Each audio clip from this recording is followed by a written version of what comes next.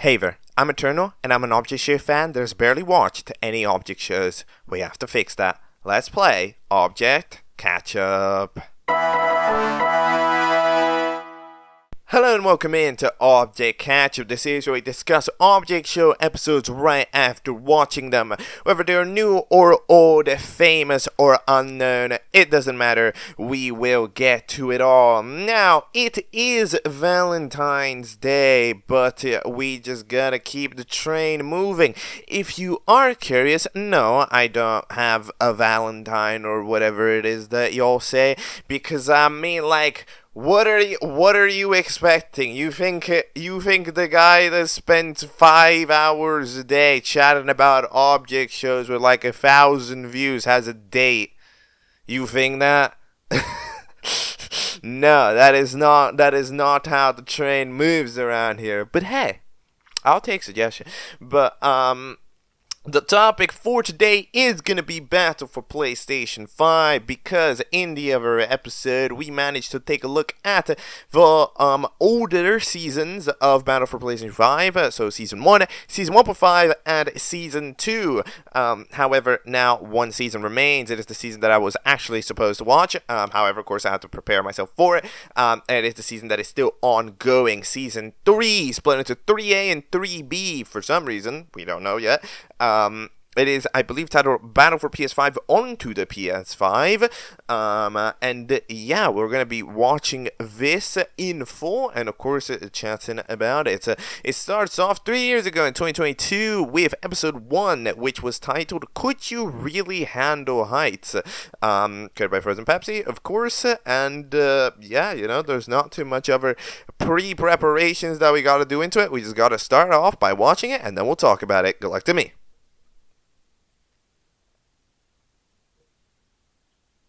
Okay, that is episode 1 of the 3rd season. Could you really handle heights? So I'm not gonna lie, I'm a little bit surprised by this episode. No, I'm surprised by this episode because this episode has the IDK problem. What? Really? How does that happen? I'm a bit confused because it's like, yo, we gave the season 2 had to like 15 minutes, you know? We gave it all that time to flourish, to have its lore, right? To set up what it needs to and then do it, right?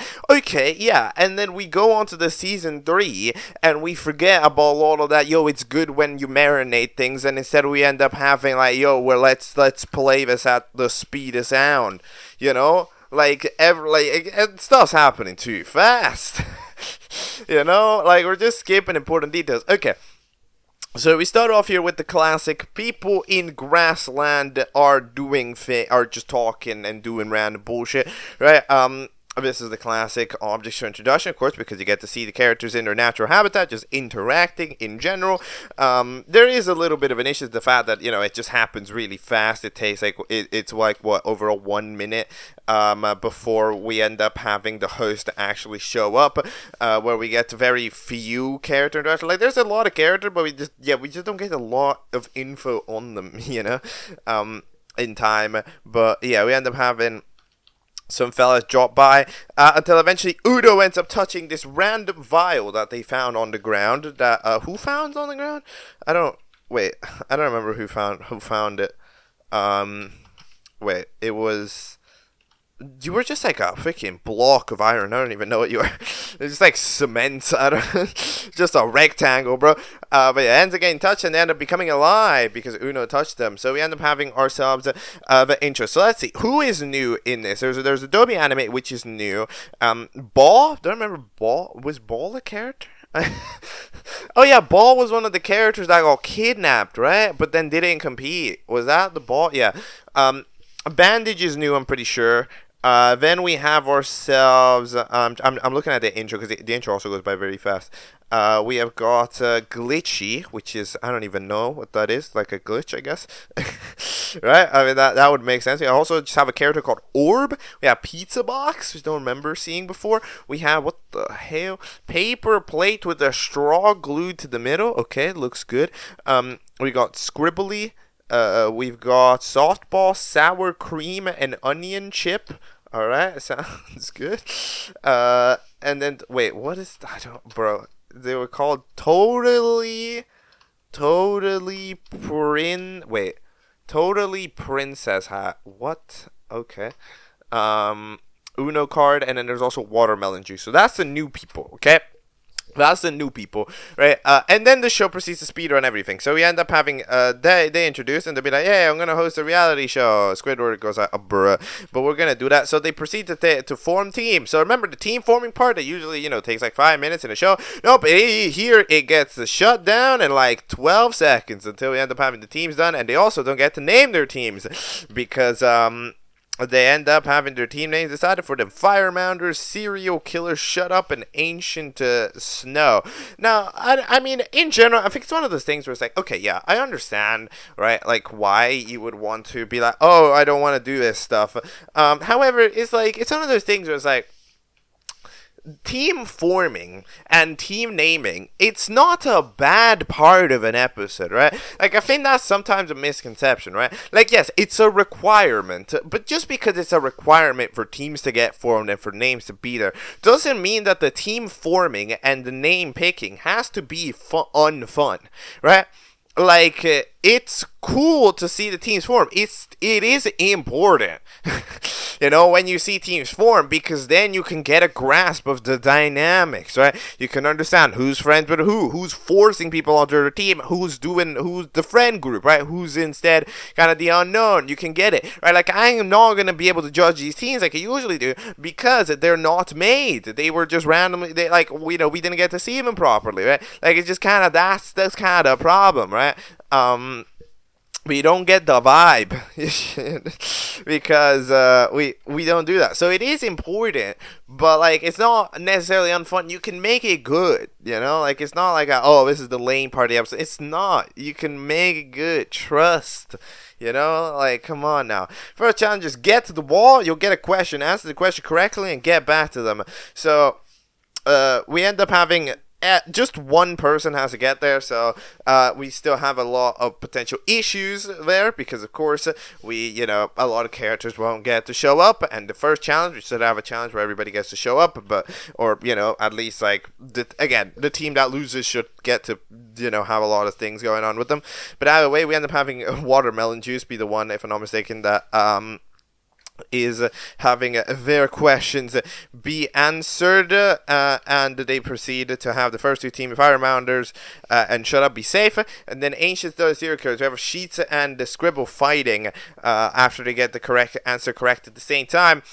They end up flying off. Now, Scribble wants to fight off until the sheet stays on there. However, Scribble, trying to throw them off, does manage to throw them off. However, they accidentally throw them off towards the general direction of our host, which I don't. You said your name.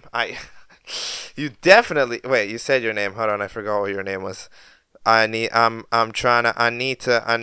is an important thing that I need to discover now because Tubi, you're Tubi. Okay. All right. It's like that one platform, right? That's like Tubi video. But either way, the team is up for elimination. So who's up for elimination? Coke bottle, softball, dice, water, shark, Scribble, SpongeBob, blood drop, Clyde, and Glitchy. Out of these people, maybe like 3 got a line, like softball, Scribble, and blood drop, and that's about it. Oh, shark as well. So 4 got a line. It's not a lot. It's especially unfortunate because it's like Glitchy's a new character as well, but we don't get to see a single line with them, and they're up for Elam. So that's gonna have to be my prediction, right? It's a new character, but we didn't get to see them at all. So I have to predict Glitchy is. So yeah, very disappointing episode, I will admit, because it does absolutely no effort at trying to introduce something, which is what an episode 1 does. So as far as how good this is as an episode 1, terrible, really bad. Episode 2, copyrighted artist. Here we go.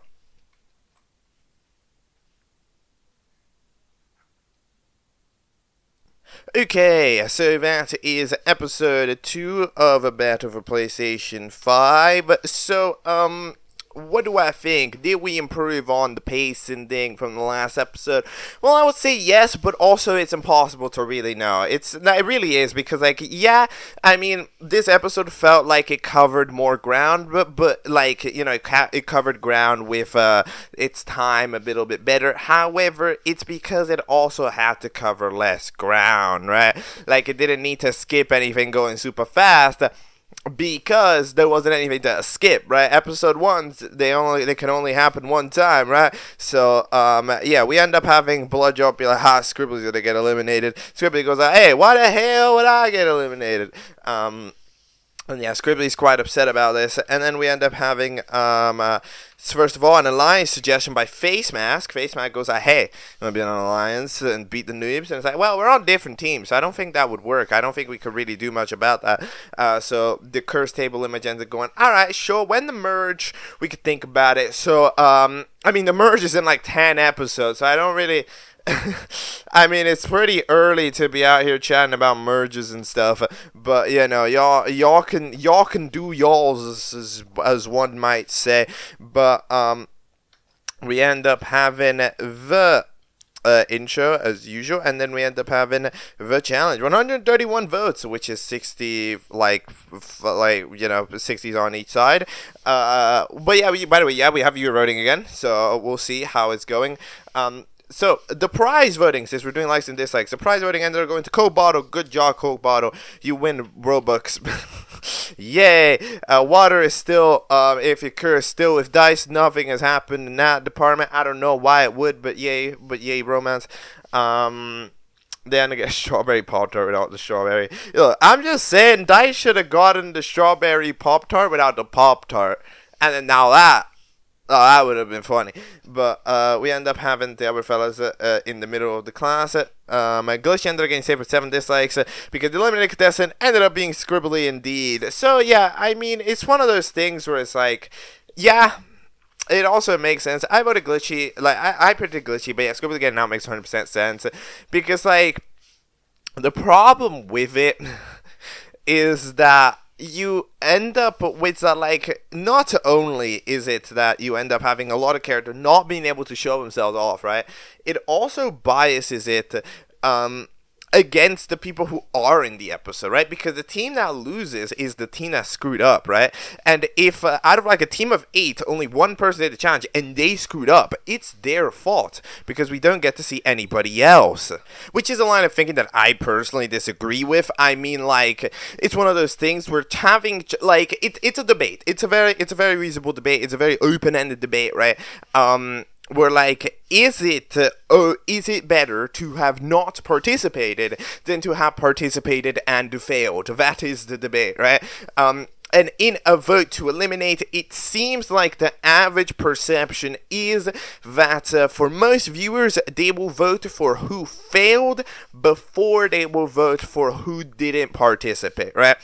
So, it tends to be the more common variant of the case study, right? Between, like, put two options. One guy that wasn't there and one guy that did it and failed, and that's why they're up for Elam. They'll pick the guy who's at fault for being up for elimination rather than the other guy who didn't try. Technically, not trying is being at fault for not being up for elimination. However, for viewers, it's not like this. So, basically, you have to try to even out a playing field, you know? Like, instead of having the character, especially because, you know, it's a bit unfortunate, because especially say, yo, Scribbly got an interesting flying contestant that is a new contestant that we've never before seen, and they're the first boot because they're the only one that showed up in the last episode for this team. So, like, it's just unfortunate, you know. But either way, they end up getting pushed into the freaking teleport machine or whatever it is. And they end up going somewhere, so who knows? Uno is good at Uno. Did you know? That is crazy. But we end up having the challenge be copyrighted artist. So copyrighted artist is a Roblox game. How does copyrighted artist work? Let me see if I can remember this, because it's been a little bit since I watched the episode. So copyrighted artists, you have to draw a thing from a prompt. Then the other fellas look at your drawing and have to replicate your drawing. Then the other team gets given the drawings and they have to pick which one was the one based on the prompt rather than which one was based on the drawing itself. Why? Because technically, you know, you can't copy something one-to-one. So you have to generally be a little bit more, you have to kind of be strategical with it, right? Because like in general, if you're trying to copy one-to-one, you'll forget details. I mean, you'll be less detailed, right? So you might want to add details on purpose that maybe weren't in the original drawing. That way you look like the original drawing because you're the most detailed version of the drawing. But then some people might clock it like, oh, this is randomly off. None of the other drawings did this, right? For example, right? Like all this stuff is very important when it comes to like matching copyrighted artists, and I think copyrighted artists is a good game. And in terms of does it make a good challenge, it makes for a suitable challenge, alright? I think that one of the issues with it is that as it goes with challenges based on like Roblox games, or any challenge based on like a board game or games like this, right, is that they need a set of UI basically, right? In my opinion, I think games like this need they need a UI. The UI does a lot of heavy lifting in a Jackbox game, for example, or like copyrighted artists, right? Having the thing that constantly tells you what round it is, what we're doing, right? The drawings themselves, right? And everything. But like in general, that would absolutely help out in this situation. And it's, of course, a little... And, like, the actual art of seeing characters draw is not that interesting. But, yeah. Drive has turned into, like, a wizard. I don't even know. You've got, like, some cool-looking spoon. And you pop Dirty Bubble with it. I don't know what you're doing. It's like Halloween early, but they end up having the drawings to pick. And then the other team, so they draw like a recycle bin. Then the other team draws a like lower quality recycle bin. Then the other team has to draw KFC logo. They draw the letters KFC. Yeah, good logo stuff. Then Glitchy and Co end up copying the logo, but then they add some text underneath saying, "Yo, it's the whatever." So, anyways, Dice has to guess. They end up guessing correctly, which is nice, so they get 100 points. And then in the second one, the other team has to pick out the correct one, and they don't. They pick out the KFC made of BFDI limbs, which means that they end up getting 50 points and the other team getting 100 points. So that means that we end up having two teams with 100 points, and then Shut Up and Firemander, the two teams that one got guessed and one guessed wrong, end up being the ones up for elimination. Who drew the original drawings were Curse Table Limits and Trident Watermelon Gun. So you two playing our arcade game, and then the arcade game ends up, we don't get to see it. We don't get to see it, no, no lie.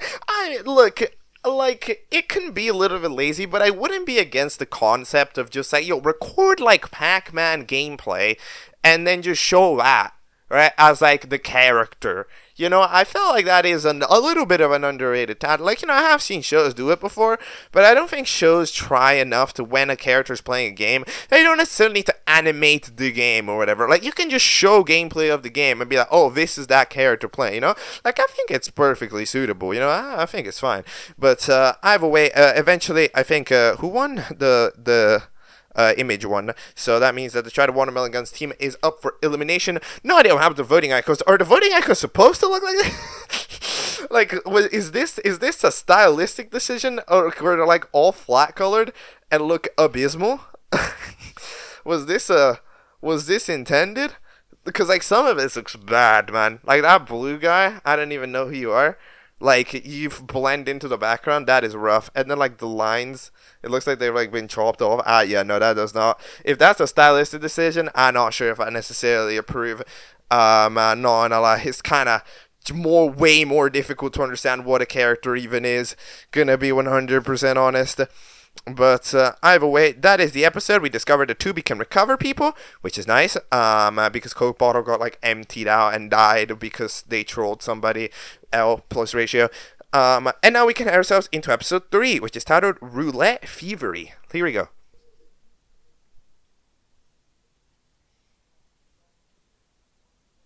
Okay, that is episode 3 of season 3 of Battle for PlayStation 5, titled Roulette Thievery. It's only gonna get longer.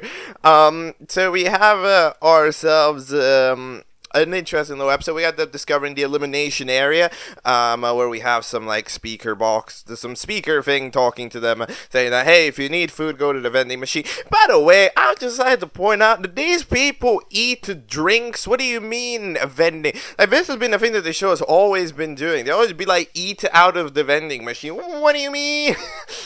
What? It's like one of those Japanese vending machines you can buy per full meal. Like, how do you? Or do these people just like eat fucking chocolate bar for lunch? What do these people eat for dinner? Do these people eat like chips for dinner? Then get a vending machine? What do you mean? But then like I've seen the vending machines. Only drinks on the vending machines. You drink soda for dinner? Like what do you mean? I mean, I don't know. Like, I understand that, like, this is a thing, that, like, it's generally easy to explain, but like, it's just constant. I didn't mention it earlier because it doesn't really matter, but, like, this is a consistent thematic. Like, what? That's not how that works, but okay. Anyways, we ended up having a makeover from a Coke bottle because, that was what they did at the post-credit scene. They turned them into Coke Zero, which, I mean, like, that would be probably, if you think about it, that is quite dark, like they had to go in and they had to extract all of the sugar, but like, if you think about it, so don't think about it too much, but yeah, they turned it to zero sugar, technically better, why? Because you can make the dark, you can make it darker, which kind of ends up improving it over the brighter colors, especially, the brightness of the Coca-Cola logo can be distracting when the eyes also go there, so I understand why the redesign makes sense. I don't necessarily believe you have to make it zero sugar entirely for just doing it. I think you could probably just redesign it, but like in general, at least I like the in-universe explanation to why the design would have changed, which, this show has a tendency to not do, so I respect it. Anyways, it's elimination time, and in the elimination time, we end up having, oh yeah, by the way, randomly one time Indian Flag tries to jump off a cliff, not exactly sure why, but they proceeded to die, and then what happens is, out of the 130 votes, we're having the prize go to watermelon juice, and the eliminated go to watermelon juice. Okay, that is a random. Yeah, that is one of the rare times where we've seen it. This is, of course, a theoretical possibility. However, actually seeing a character get both the prize and eliminated, is really interesting. I guess it kind of depends. Watermelon juice, was definitely a little bit of a polarizing character. With how they're kind of the goofball character that doesn't know much of anything. They technically did bad in the challenge because they came in running at full speed and got that got that green in it. However, at the same time, that would make their drawing more easily distinguishable. So if you think about it, wouldn't that possibly have helped them out? Maybe, right? However, so that's kind of the idea. So if you could do the prize because, you came in and did good and you're also fun, or you can get out because, you didn't respect the artist's wishes, right? And you did all that. So I understand both directions. So, and then watermelon juice ends up getting both directions. So, fair enough. They get deodorant and then they get teleported away to join Scribbly in the elimination area. So the next challenge is gambling. So, alright, what is the next challenge? So, 2 teams, Shut Up and Serial Killers, don't get to do the challenge. And then the challenge ends up being gambling. One person will bet, it's a $100 bet, as far as I'm aware. So there's one person who's the spinner, who spins the number thing, spins the roulette, and the other person guesses the number that the roulette will land on. And then whoever has the most money by the time until somebody doesn't have the money to pay, then the other player presses the button and it's fine. So it's like, what? I don't know. I mean, like, this chat, and then, by the way, it's not the teams that are competing, only one person competes. So it's Dirty Bubble and TNT. Those are the 2 contestants that are playing this thing. I mean, look, I don't want to state the obvious. I feel like if you've listened to my critiques before, you should realistically be able to predict what I think of this challenge. And it's like, what the fuck? You made a show with 16 competitors to get rid of to literally have them all not be there for a challenge. You wrote out of everybody having the show, you decided to write an episode that writes out to all of them except 2. What? And then you have the teams that didn't do anything. Oh, you get to be automatically saved because you already didn't know if teams are bad. They should be worse. Not like, is it like it's not supposed to be even team loses? Then what's the point of teams playing if it's just gonna be ordered anyways? And the only 2 people are talking. So of course there's the same issue that the only contestant that they bad would be the one who did lose the challenge, right? Because it ends out the Dirty Bubble, of course, loses the challenge against TNT. But by the way, it turns out the Dirty Bubble loses the challenge against TNT, and then they're say because they did the challenge because they want to prevent the thing that happened to Scribbly in episode 1 from happening again. But that means that since Scribbly isn't there, there is officially zero challenge reason to vote for anybody because they weren't there, and they weren't there, they didn't help, and they literally couldn't have helped. And they didn't get screen time. The only ones that got screen time and maybe would get out would be Indian Flag, right? Because they dunked themselves in a pile of lava the early episode. It's the only option that makes sense, but it doesn't. But like they won't get out because that doesn't that you know, they wouldn't get out, right? Sure, it would be somebody random because I don't know. This is really stupid. This is a really bad challenge. Oh my gosh. And by the way, you're supposed to press the button, the other person has the money. So you're telling me that, okay, that TNT managed to go to, hold on. So as soon as Dirty Bubble be like, I don't have the money, they end up just pressing it immediately, right? In like 10 seconds, TNT does it. And you're telling me that Dirty Bubble didn't press the button and let TNT go to the fucking Burger King, rob the Burger King, come back, have an altercation with the cops, and then get back. What? This is the... Bro, I don't... How is this a thing? How is this a challenge? How do you... Like... I'm not, here's the even, of course, and by the way, this is all skimming past the simple concept of what the fuck does it mean to have a gambling challenge that's just RNG, right?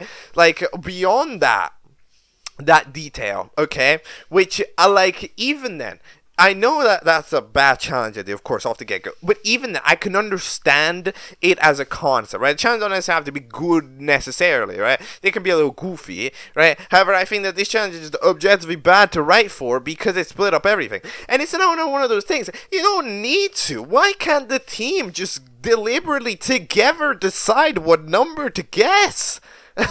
You know, that's the like. Why does it have to be Dirty Bubble? Why can't the other people get involved in the decision? Have a collective agreement or something? I don't know. This is rough. This is omega rough. So yeah, I don't know. Somebody's gonna get voted off despite not doing anything. So that's, you know, I have no opinion. Maybe Adobe Animate might be at risk because they could get confused with the police officer who's an FLA file, right? So that would be an idea. But I'm still gonna say Indian Flag is the prediction just because the only one with even the mildest amount of logic, because they didn't listen to the sour cream and onion chip at the beginning. It's the only thing that makes sense. But anyways, this episode is stupid. Episode 4 is titled, Why the hell do we need lasers? Well, I don't know. Maybe to prevent all these bad challenge ideas from making it to the show. Okay, let's go.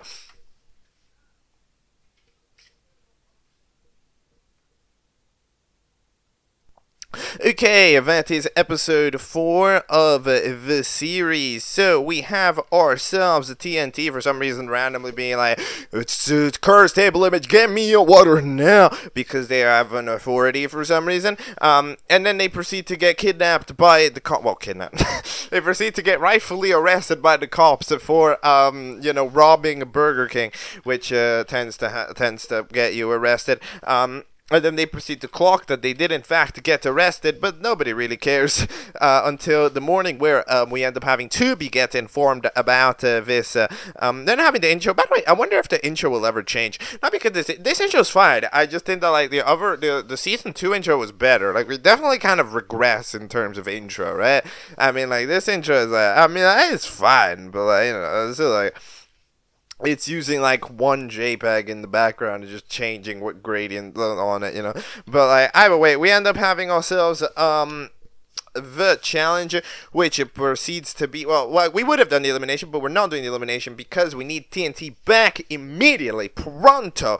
So we end up having the challenge be, you need to bail TNT out of jail. You need to get her out in whatever way, and then TNT will choose who will get to be safe. or who will get to be up for elimination. So we end up having the challenge where the prison, by the way, just happens to be there. Look, all I'm saying is that technically this show has not yet done the classic thing, which is it's an object show and then there's a city. Well, actually, they did technically do that in episode in season 2, I think. But like, right, the channel that was to rob a man. But here it's just like buildings just show up when convenient. You know, they just show up in the grasslands when convenient. They like, it's just like, oh, yo, we need a building. All right, let's get. And then, anyways, a couple of fellas end up managing to get in. They end up defeating some lasers with a couple deaths along the way. We end up defeating the protectors, which so FLA and Norfolk Island flag end up getting defeated. So then we end up having TNT. We end up pretty immediately discovering the tactic, which is to just shoot a bomb and then destroy the cage. We end up having a couple of fellas death. Pretty swag is shot there from Google Sheets to destroy the target bag. By the way, I just like to point out, I feel like Bloodchop is a weird character right now, because Bloodchop's thing is that, oh, you murder people and you were evil and stuff, but like I'm being 100% serious. I don't think in this show I have seen Bloodchop kill a person. It's just not happened yet. Like, has it happened? It's not happened. Bloodchop might be one of the most pacifist players I've seen, which is hilariously weird. But either way, we end up having them Coke bottle managing to get agreeing to throw the TNT. So Team Serial Killers wins. Choose a team to be up for elimination. Well, actually, first the prison explodes, and then we end up having the team choosing to be up for elimination because remember how the challenge was that like TNT got to choose the team that was up for elimination? Yeah, no.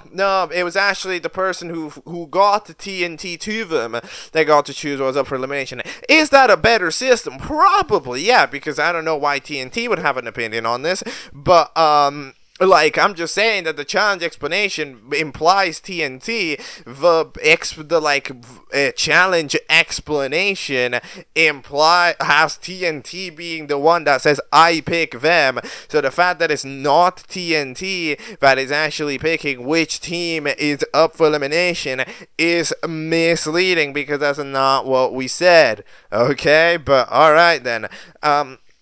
We end up having TNT, which by the way will be up for elimination. So, alright then. We end up having only the fellas that need to be up in the elimination area. Being in the elimination area, Drive wins the prize. They get a car. It's like the bloodiest car I've ever seen. What is that car? Is that the car that went to Burger King? I don't know, but yeah, good stuff. Good stuff, Drive. We end up having the eliminated contestant to be SNES controller, yeah. To be fair, I do think that my reasoning of Adobe Animate might get confused for FLA and therefore get votes is, I believe, a reasonable idea when you consider that they got they got bottom too. But yeah, SNES controller was eliminated. Okay, here's the deal. I was debating this because, of course, previous winners don't tend to perform very well, right, historically, which means that theoretically the character should be struggling, right? Yeah. However, as soon as I saw Dice kind of coast super under the radar in the elimination, like they go kind of very mid-table, then they didn't really get too close, wasn't really in danger. I was like, okay, well, maybe with this show, not really, right? Like, that's kind of the idea, because it depends on the show, right? Like, for example, in animatic battle, an object full, good performer isn't going to exactly get out immediately, right? Because, more people are watching it right now, right, than we're watching it then. So, kind of like how that logic technically goes. Like, many people here probably wouldn't have, I was thinking maybe people here wouldn't have watched season 1, maybe? But no, it seems like enough of them did to where SNES controller could get out because they previously won. They also weren't exactly doing too much interesting, and they end up dipping away into the eliminated area. They are officially 38th place.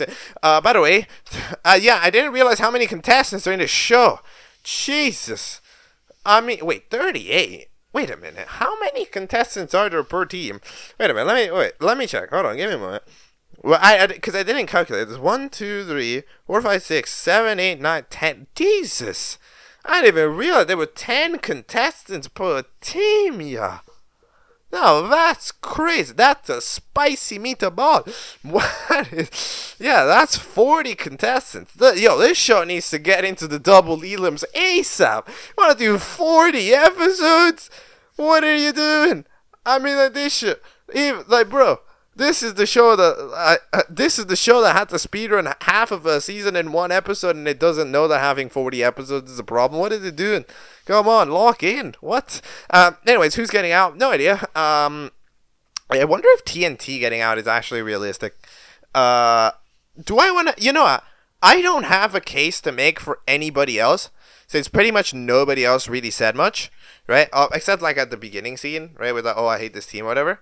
So, let's just say TNT out. Okay, let's go with TNT out.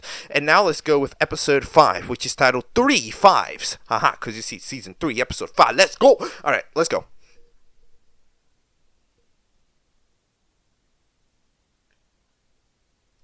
Okay, that is episode 5 of Battle for PlayStation 5. So, we have here Face Mask. A little sad because SNES controller got out. You know, they were friends apparently, according to something. I don't really know.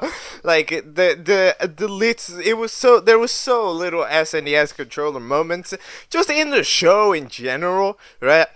Like that this interaction. I mean, like they were probably friends. I didn't have enough time to clock it because I had the S controller was only around for like 4 seconds. But I mean.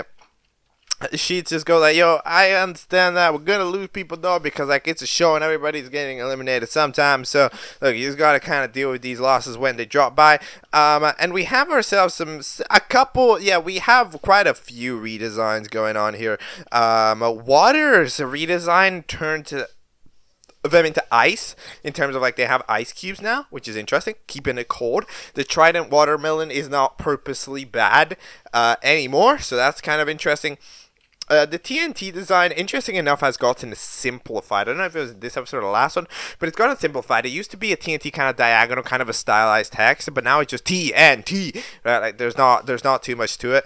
The Uno card has also been mildly redesigned to make the Uno more looking a little bit more pixelated and stuff. But either way, we also have the return of title cards. Remember title cards? Yeah, last time I complained about title cards, but this title card is pretty alright. It shows off the credits relatively earlier, which is nice, of course, because a lot of people skip credits. So, yeah, we have ourselves the elimination. So, via elimination is here. So we end up having ourselves an interesting thing. You can tell that this show, what it's kind of doing is it's kind of taking in team of animators who all animate kind of similar, but not really. You can kind of tell, like, they all have a mildly different style of movement, but they can use the same assets and use the same, like, basically, the sizes, for example, of, like, the limbs and the ass and stuff, yeah, but the way that they animate, like, movement, it's a little bit different, and you can kind of tell, right? So there's a couple of different styles. Like there's one person, I don't know who, but like there's one style where like it's really smooth, right? However, the smoothness kind of makes it go slower, right? And it's that type of thing where like I think usually a lot of people, right, like the first sight thing would be to go like, hey, this looks really cool, right? Because it's kind of, because like it's super smooth and smooth animation. We like smooth animation, right? However, there's a certain point where like sometimes the smooth animation is a little bit kind of like exaggerated. Like there's a moment during the challenge where let me check what moment is it. Yeah, where Cup is talking to Blueberry Juice, right?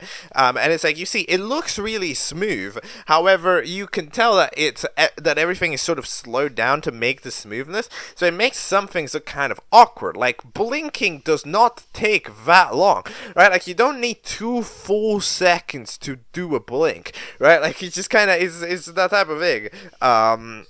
That's important, but to think about. But like I understand, and either way, the different styles don't really matter, to be honest, right? But I think it's just interesting to point out that it's there, because if you're capable of spotting it, then you are one step closer to being good at analyzing object shows. Not saying that I suck ass, but like, I'm trying. Anyways, we end up having some the prize ends up being TNT who wins the prize because, of course, you end up winning the prize and you win a Roku TV, good stuff. And then eventually the eliminated contestant actually ends up being none other than DVD Case, who gets eliminated. Kind of, for I don't know, dude. They didn't do that many things. I mean, they did something, right? They didn't like lose. They did something in the battle. I don't remember what, but like they were. I remember them being present. Okay. But either way, they got voted off. The fellas in the elimination area complained about the vending machine being being broken. And then DVD, they fixed the vending machine, and then DVD Case got launched onto it and broken it. And everybody's upset, be like, all right, that's enough. You fix it. I mean, come on. I understand the DVD Case broke it, but at the same time, I mean, it's not DVD Case's fault though. In this situation, DVD Case did not choose, I want to land on a vending machine when I get eliminated. It's not their fault. We gotta be fair. We gotta be fair to a certain point. You can't just do all that, right? That's just unfair shenanigans. Come on now. But either way, they have been eliminated. Goodbye, DVD Case. Unfortunate, because I think DVD Case is pretty cool. And now we have ourselves the challenge, which is running a store. Okay, you have 4 categories that you can choose products from. So you can choose gaming, Apple products, then fruits, and then clothes. Those are the 4 categories of store that you can do. And then we apparently discovered how it works is that Adobe Animate has a crazy redesign. I don't even know that. I mean, it looks way larger. They look fatter. That's the best way that I can describe it. But either way, we end up having the idea being that you can kind of build a store. You gotta sell stuff, right? You gotta sell stuff, and you gotta pick which one you want. So it turns out, well, it's actually not technically explained in the challenge. So it's only explained after a team is safe. However, it turns out that the challenge ends up being that you have to make $30 at your store, right? If you make $30 at your store, you are good. Okay, you are safe. It's not one of those who gets the most by the end of the day. No, it's make $30 and then you're safe, right? Which means that under that logic, obviously I believe the best idea both with the system and without the system would be to go for the Apple products. Why?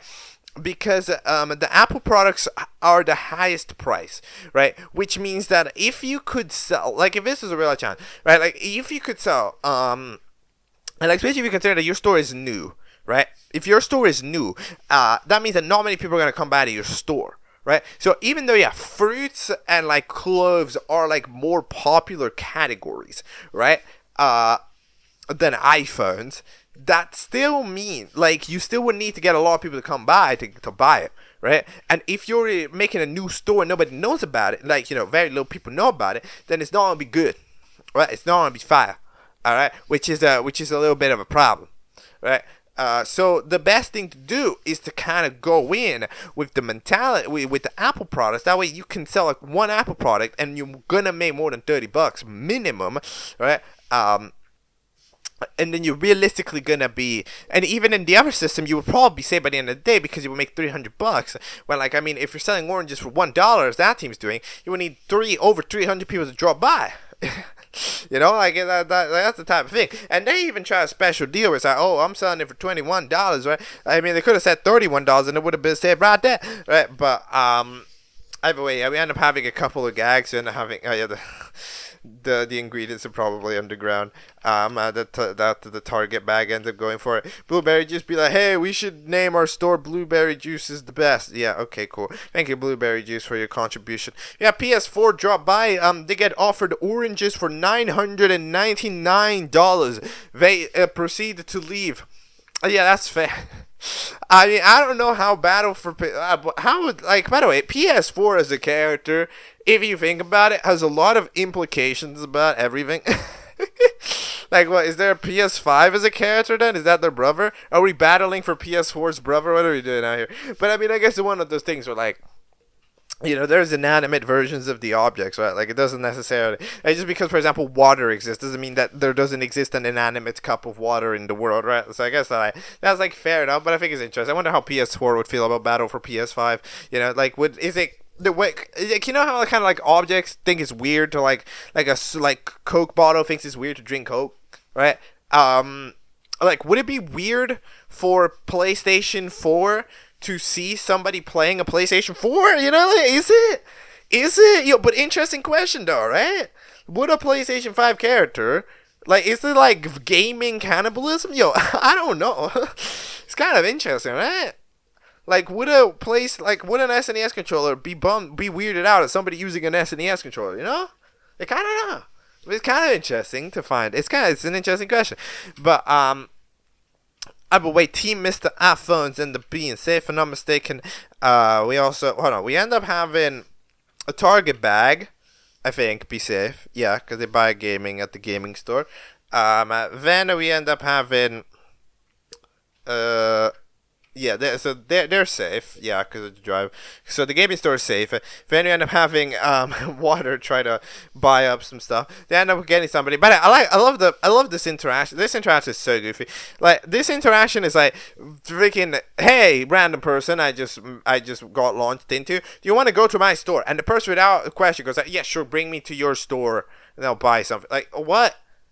Were you just looking for that? What were your plans for the day? Wait, did you have any plans in that walk? Or were you just walking and then somebody was like, yup, it is time to gamer. But wait, okay. We end up having Coke bottle. But oh yeah, Coke bottle gets a massive redesign, at least here. I'm not sure if this is a consistent redesign, but at least in this scene where they're the cashier, they massively get redesigned. But it makes them way smaller. It makes them look like a mini bottle. You know, before it kind of looked like a big, like a 750 ml. Now it's looking like a 250 ml, if you know what I'm saying. But anyway, they end up ordering the item and end up costing enough money. And then finally, Orb ends up yet against they end up stealing $2. The other team, the Cloves team. The Cloves team, which we basically didn't get to see anything about the Cloves team. I'm going to be 100% honest. we didn't get to see anything about the Cloves team. But this show is still struggling with not showing things enough. And despite that, we still, have a team of freaking 9. I will give it to this. It is hard to get a team of 9 or 10 to realistically have a decent amount of screen time for everybody. But, it is 100% true that it is still struggling with this. And, I mean, if it was a problem, make more teams. It's your fault. At the end of the day, it's your fault. You can make 8 teams of 5 or something. I don't know. You could do something, but you didn't.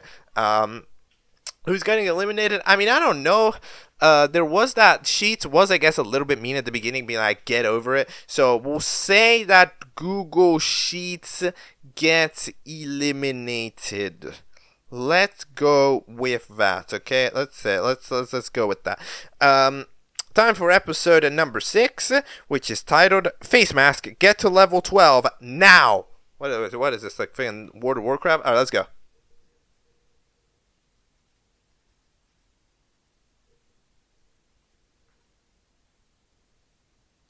Okay, that is episode 6 of Battle for PlayStation 5. So, remember in the last section, right, in the discussion episode 5, right, where I was like, yo, hey, these animators are looking like they got some different little styles, so it doesn't really matter that much, right?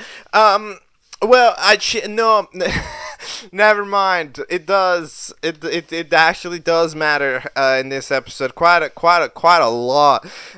We have taken it to the extreme. I mean, the thing is, there's just general things that aren't shared, right?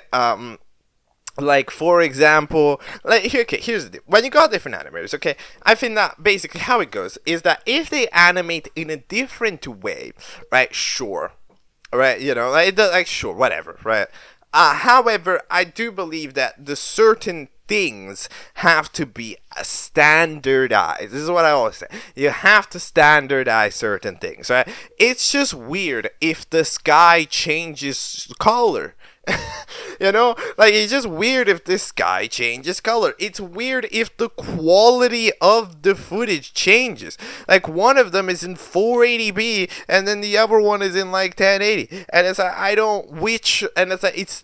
there's certain things that need to be consistent, and those are what has to. There's certain things like that need it, because otherwise it's just problem, and it's unfortunate because in general, it just took it to the extreme. And in general, this episode feels like it has a little bit of a general lack of polish. I'm not gonna lie. Like, this episode is kind of unpolished, you know? You can feel it, like, in the last episode, because, you know, a lot of time, especially in Battle Friday K, I was a little bit kind of going like, do you care? I was not doing that, right? Or not the season 2. I was kind of being like, do you care? Because like it was letting by a lot of stuff, and in this I hadn't felt it. This kind of gets me to feel that again, right? Because like the inconsistency in animation is so clearly noticeable, right? And feels like a problem. And then even then, you can tell that, like, the voice lines that weren't a problem anymore, right, with the headset microphone. In this episode, suddenly it's a problem again, where you can hear the blowing into the microphone, and it's, like, annoying, and then the audio mixer is off in this episode specifically, right, and then again, the animation goes crazy. I don't know. Like, it's kind of sad, you know. The prize ends up going to, wait, who even got the prize? I don't even know. Oh, the Phase Mask got the prize because they got a sword that would help them in the next challenge. Then the eliminated contestant ended up being Blueberry Juice, which actually, you know, was I didn't expect. I thought it was gonna be the other way around. You know, I thought people were gonna be unfairly mad at Cup for kind of hating on a fun little goofy guy, but it turned out they hated on the fun little goofy guy for being annoying. So, you know, both of those are valid options. I just guessed the wrong one was gonna be the popular answer. So fair enough. Yeah. We have ourselves the challenge, which is Dungeon Quest. So, there are three rooms in the dungeon. One person from each team will go over to fight them, as picked by the team, and then the last person to enter the exit portal will be safe. What do I think? I think that this is a challenge idea. I mean, like, I've already said, I personally believe that, challenges that exclude a full team, so challenges where one person goes, in my opinion, are just a bad idea, right? Like, again, I understand the thought process, right? I understand the thought process that, oh, we have 36 characters, that is too many characters to reasonably write, so we need to chop them down. I understand that. However, you have to do it. I'm sorry, you just have to do it. If you got that many characters in your show, you need to write them. There, you can't get around it. That is not optional. You know, you can't. That is not an option. If you want your show to be pretty good, you need to do it. You know, V-Chan, they're not good. Because imagine the people that are up for Elam, people that do nothing are up for elimination because they literally weren't in the episode. You know, and that's like, what the hell? You know, like, it's not optional. You have to write them. But like, okay, at least in this case, it's mildly tolerable because at the very least, we end up having certain things with like the teams choose. Right? It's not like they ever challenge it because, like for example, in the gambling challenge, right? They didn't even get to choose who went. They were just chosen a random, which I guess fits the theme. But like, in this case, I'm gonna be for real. That like it is not one of the greatest things, still, but at least they get to pick. There's some more redesigns, indeed, there are. We end up having water. Well, I mean, I don't know, water's design depends on who's animating it. See what I mean? Like, it just depends on who's animating it. Like, some of them decide to give them a gradient, some of them don't. It just kind of depends. Target bag seems to have gotten a redesign. The thing that I will mildly criticize about the redesigns is that, like, all of the redesigns do think improve the character. However, they kind of change the shape. You know, that's kind of a thing that I'm pointing out. You know, like the Coke bottle redesign, it makes the bottle look better, but it changes the shape of the character. Like, they're now just drawn smaller. You know, so they're just not as tall now. Target bag, you know, it's a better redesign. Yeah, it looks more like a Target bag now. It's better. However, it's literally it made the character bigger because the bag itself is literally wider, right? That asset is wider. So that's kind of the critique that I have, you know, is that these assets end up kind of, like, they're solid redesigns, they just change the composition of the character. And this is a general complaint I have. I don't think a lot of people agree with me, actually. You know, I'm going to be honest, I think this is a hot take. You know, I thought this about this a bunch of 3EE, because a lot of the 3EE redesigns do also change kind of how the character literally is composed, rather than just how they look, right? which is different. Another critique I have of this challenge is that, I mean, like, it's last to get to the finish portal, but they're all going in together. So by the time they beat in level 3, they're all at the same spot, which means that it's just that, like, if you think about it, the dungeon itself doesn't actually matter at all, because the last one to get through, I mean, that's just like, you know, you could do nothing and then take a sprint down at the end when everybody else has done the work, and then you're good. Right, so like, I don't even. Like, it's not a challenge that makes much sense. All right, Coke Bottles team's eliminated because they eventually died. They got hit and died. Great voting icons though. These voting icons are excellent. But yeah, again, Blood Drop didn't say anything in this episode. I don't think Dice said anything in the episode. I don't think Saltball said anything in the episode. I don't think SpongeBob said anything in the episode. I don't think Glitchy said anything in the episode. I don't even know if Clyde did. It really, you see, so annoying. Whatever. We're getting there. Apparently, this episode, even the creator thinks this episode's bad. I agree. So let's go into episode number 7, which is the last one of 3A. Okay, last one of season 3A. It is titled "The Rise of Gru." Oh, okay.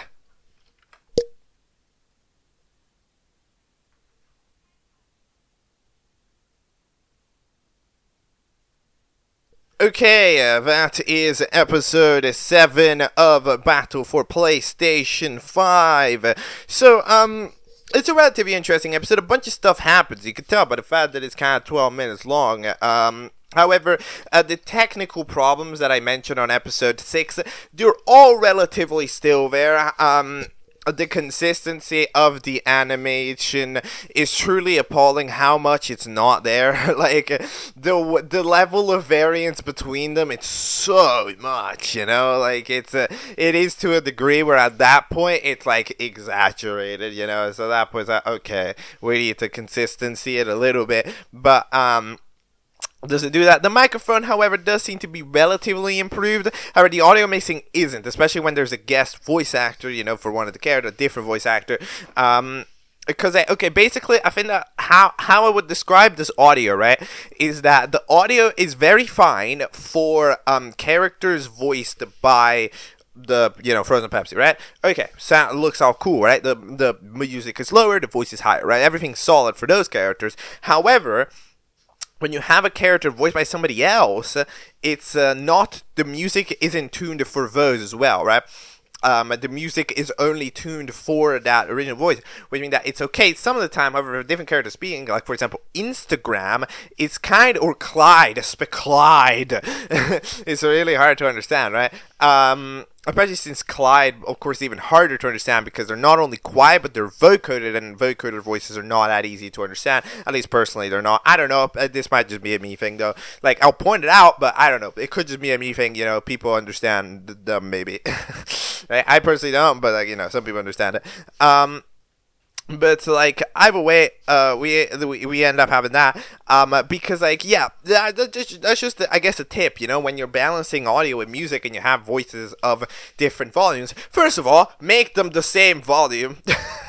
But if you can do that, you know, if they are different volumes, you have to balance your music out to the lowest voice, right? Because that way it'll be okay for the lowest. That means that it'll automatically be okay for every other voice, right? You gotta kind of balance it around, like with that format, rather than balancing it with this format. Anyways, we start off with Argentina flag and ball. For some reason, beefing about what is the best shade of blue. Random, dude, I'm telling you, some animators just start flexing in the random realistic guys. Of course, which one is the best shade of blue? It's ball because it's like a gradient, and the gradients are better than just the raw colors. So that's my official interpretation. And then we end up having Clyde, sick of Coke bottle shenanigans. You have killed me every day for like 2 years, and this is bad, and this is the dumbest reason. Your humor sucks. Go KYS, right? And they proceeded to get them away. And then Coke bottle was like, maybe I'm a bit harsh to Clyde. We end up having the announcement that we are in a new stage of the game. Yes, indeed, 13.5% into the season. So we are in the dice game. There are dices now. Green dice will eliminate half of your votes. Red dice will eliminate somebody. And then blue dice will give your team immunity. And because we recently stayed in the game, it's probably build a restaurant. Okay. What do I think? I think that it's interesting.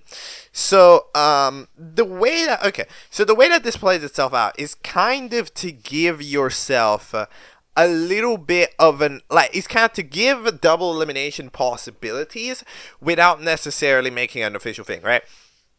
So that way, the dices end up being kind of the way, double them, the second contestant decision, because someone will use the dice. And the dices seem to be relatively common. I mean, within an hour of the dice being announced, we already found 2 red dices, right? So it seems to be relatively quick to find dices. So that means that I believe that there's probably going to be a relatively handy-dandy amount of them, right, currently around. So, okay. That is interesting. What do I think of these dice as a mechanic? In the same... Okay, it's not great, to be honest. In the same way that, however, I've never really considered tokens great. Like, tokens as a mechanic are never that good, and you can tell because, even Teapot forgot about them. They really, they end up kind of as this way of this thing that you have to just keep in the back of your mind if it doesn't appear for 4 episodes, right? And then even the writers kind of forget about it, and then it's really hard to balance it to where it's not OP, right, and all that stuff, right? And it's in this case, it's one of those where it's very OP, right? You have a third dice, right? You have a dice that just gives you immunity, right? That just gives your team immunity. You don't even need to do a challenge. First of all, when would you play that dice?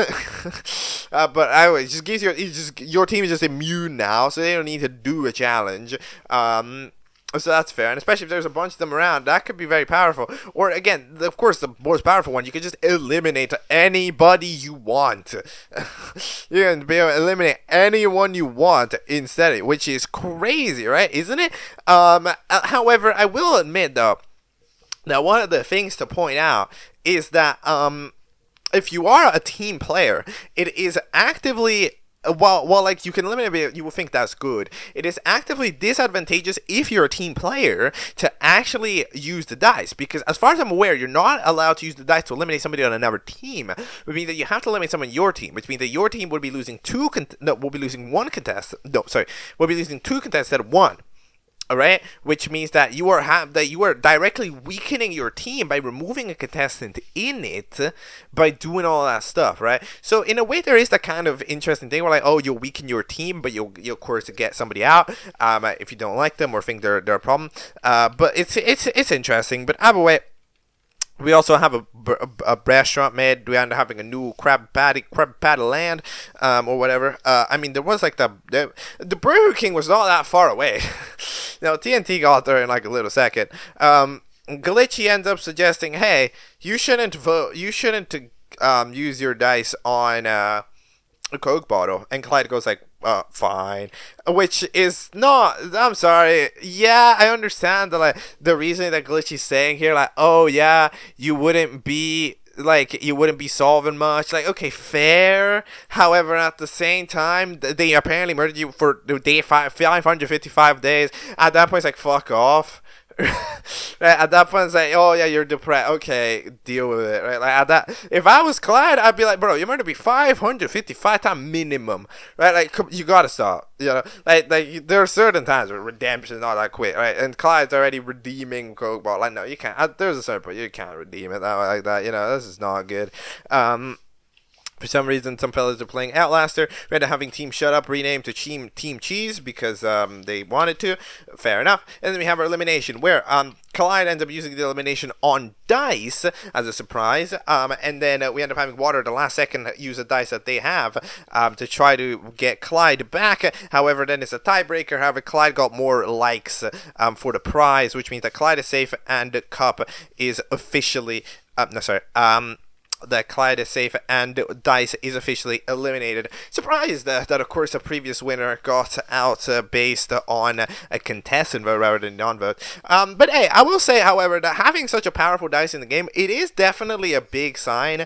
It does change up how you play the game a lot, like in a tactical way, right? Like you have to, like you cannot, like it is imperative when you have such readily available elimination dice or contestants, is that you cannot be the least favored by on anybody, right? Like it makes the game so much more social, right? These dice, they're making the game so much more social. And I know I'm talking about these dice as a shit of a lot, but like it's important. These are very important. Like this is, like these change the game like they really do. It is a new stage in the game, right? Do I think it's well balanced? Not really. However, it does still bring up an interesting, play style around it. So I don't necessarily mind their existence. I think they're kind of interesting. If you're curious, do we quickly talk about the challenge? Okay, let's quickly talk about the challenge. The challenge is like a lucky block battle, and then you end up going into your like you fetch things with lucky blocks, and then make a portal, and then get out, and then have a fight, and then have a battle or something. However, everybody's separated into teams. That way, there's 7 teams here. This is a bad idea. Okay, here's the deal. Look. There is just simply no way for me to know within any type of reasonability what team is what by just having this screenshot appear for 5 seconds. Like, even if I pause it, I can look at this information for like 3 minutes. I'm not gonna catch it all. I have to see it happen, right? Which, of course, is in my opinion, I just wouldn't change the teams and do this challenge anyways, right? They understand that they're maybe too big. By the way, Instagram not only gets a redesign, but they're also now a Valley Girl. Instagram was not a Valley Girl, by the way. It's like different. Instagram was not a Valley Girl, like in the last time they showed up, which is like 5 episodes ago. But like, they're not a Valley. This is a new thing. Also, I apparently Instagram has a boyfriend and it's Facebook. Okay, cool. Where is Facebook? All right. I hope Facebook shows up sometime. But either way, they end up doing their thing. Yet again, the quality is wildly dependent. And then they end up having a battle. The battle is relatively cool, and it turns out that after the end of it, Team 6 loses because Bandage, Uno, Ball, Argentina Flying, and Adobe Animate all died. Voting icons, not sure why they're all different sizes, and not sure why they are not aligned. Why are they not aligned? What?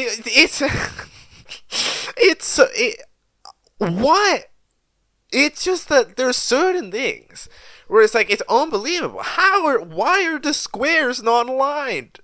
It's not that hard.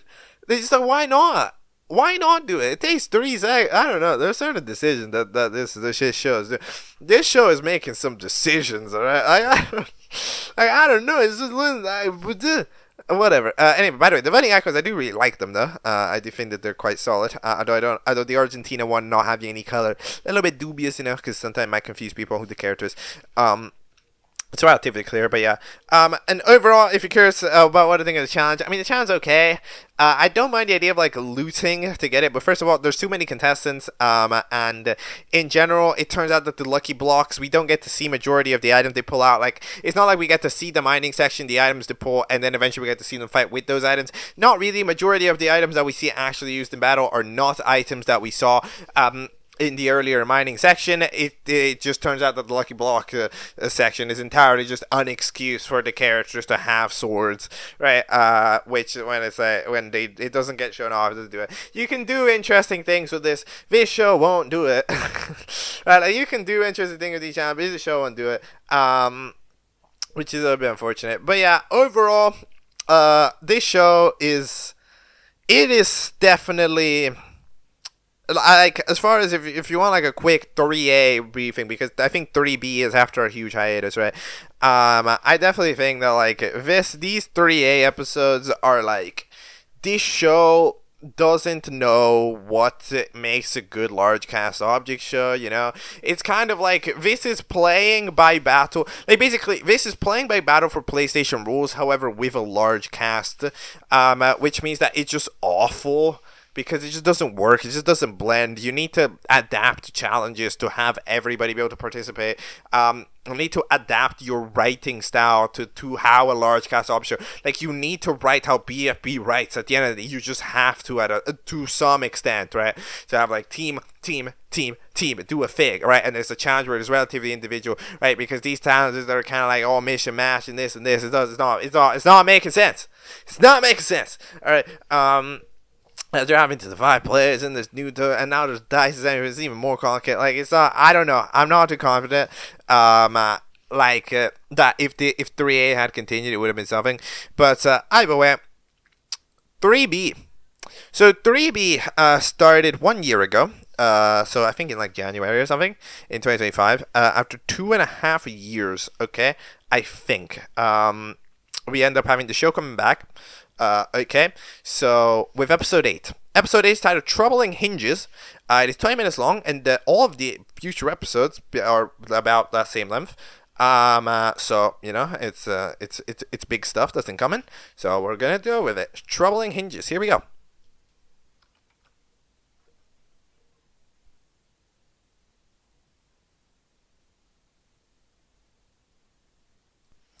Okay, that is episode 8 and the start of season 3B, a battle for PlayStation 5. So, of course, a lot of things are different. A lot of things have changed, like all of them, you know, because it's been like 2 years.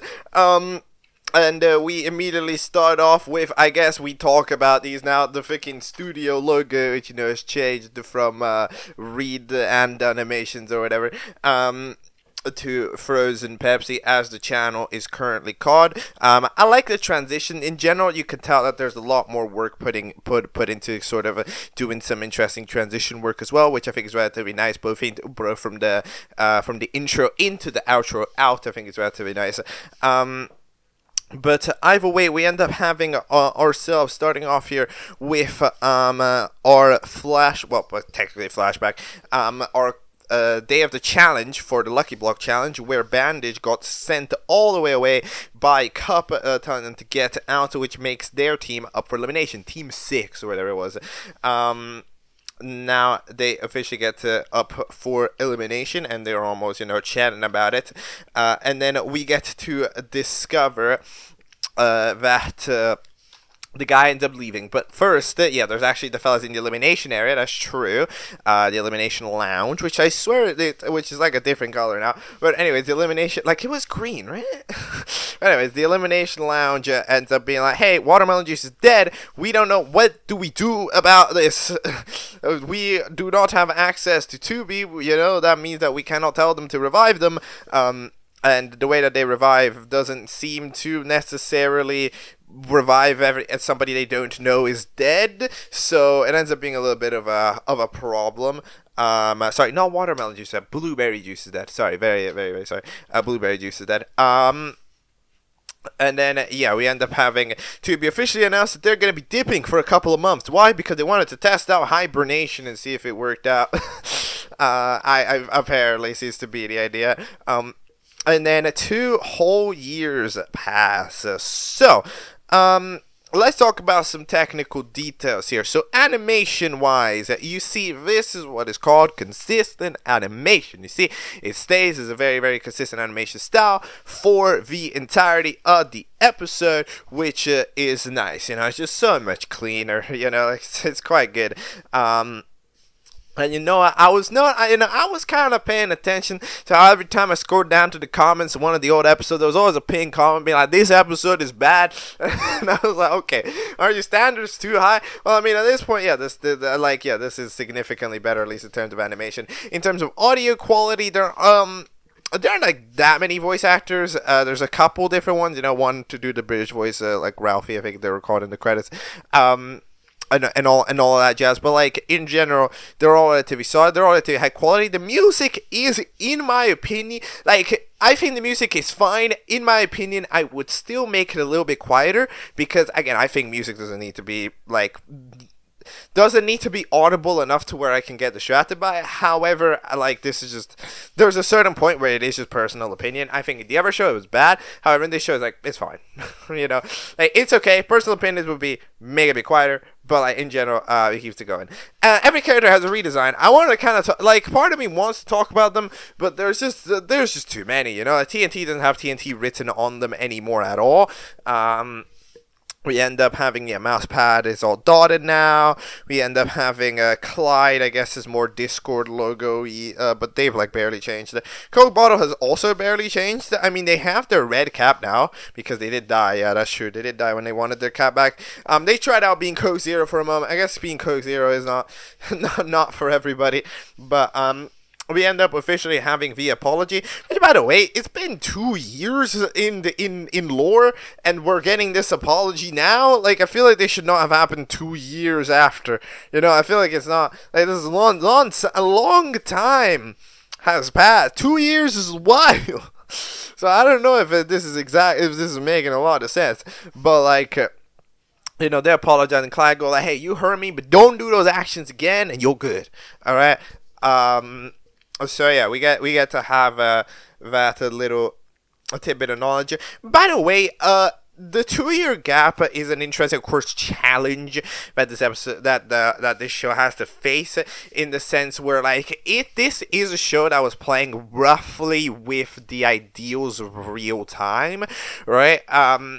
It wasn't playing with, however, like, it wasn't playing exactly, though.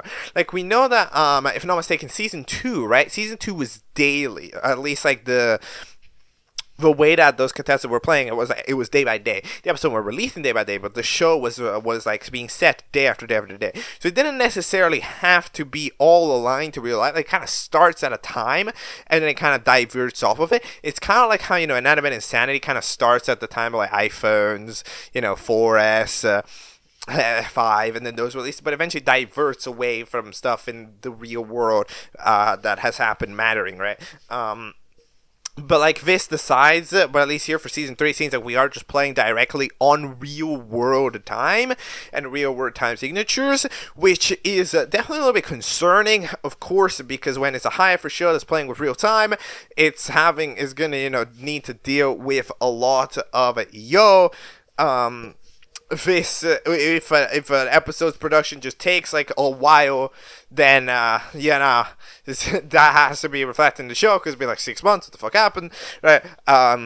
So that's good. I would probably then recommend, like, I don't know. I feel there's so many risks to having a show that is set within real time that I would probably just say not do it, right? Like, I don't know. I feel like the negatives outweigh the positives, you know? Like, it's kind of dangerous. But either way,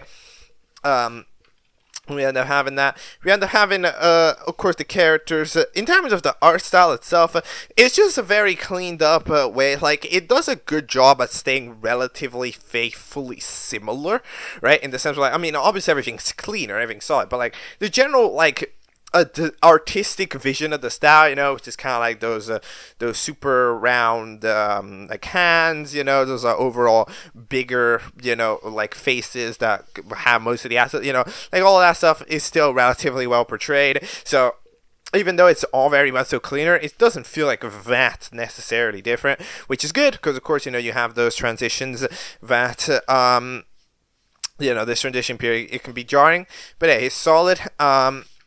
But yeah, that's all the good stuff. We end up having a car, face mask as a car apparently. So fair enough.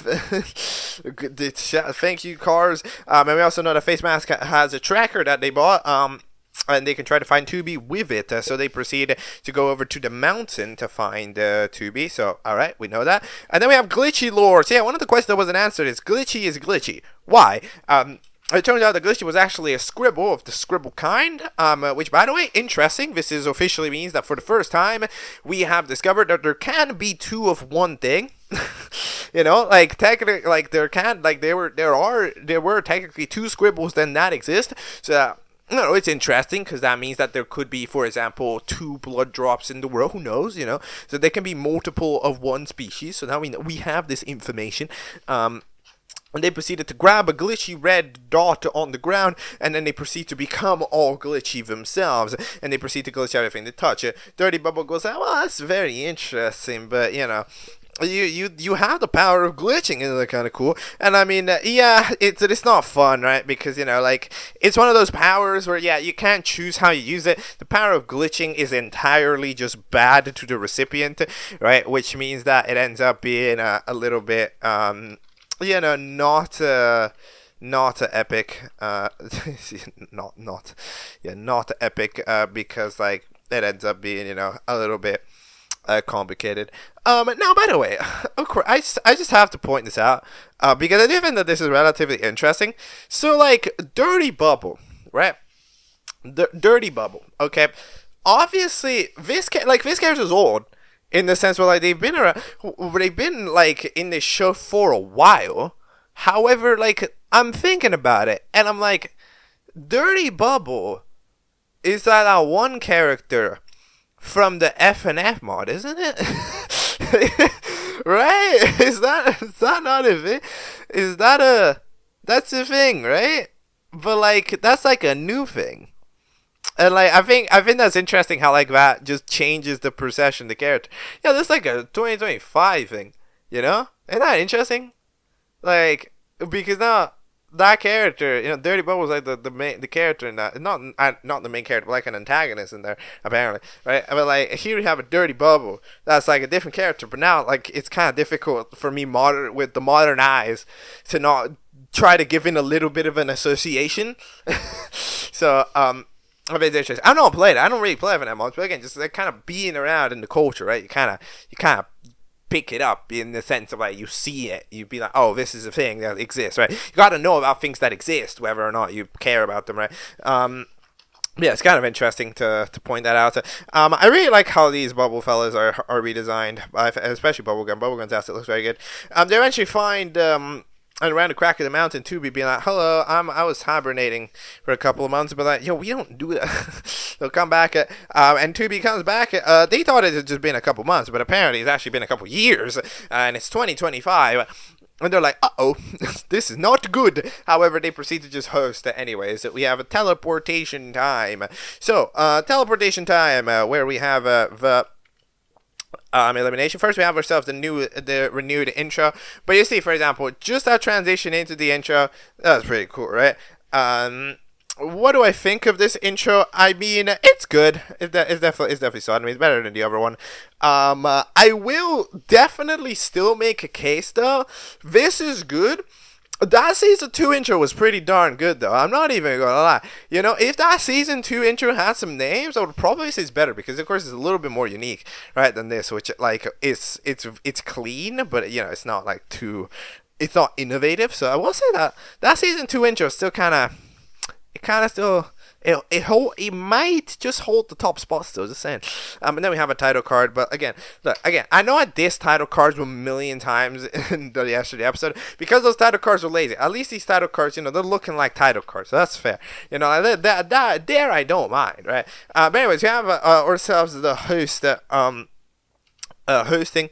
We have Ball's renewed asset has like that makes him constantly starred. You have this like a star pattern all around, which is an interesting design. But anyways, we end up showing eliminations where the prize ends up going to a derby animator, where they end up winning a green dice. And then we end up having the eliminations. The song is playing in the background. I forgot what it was. It's like a chiptune version of like what is it called? It was like Stop the Fire? Was it? It was a song. It's a banger. I forgot the name though. But like wait.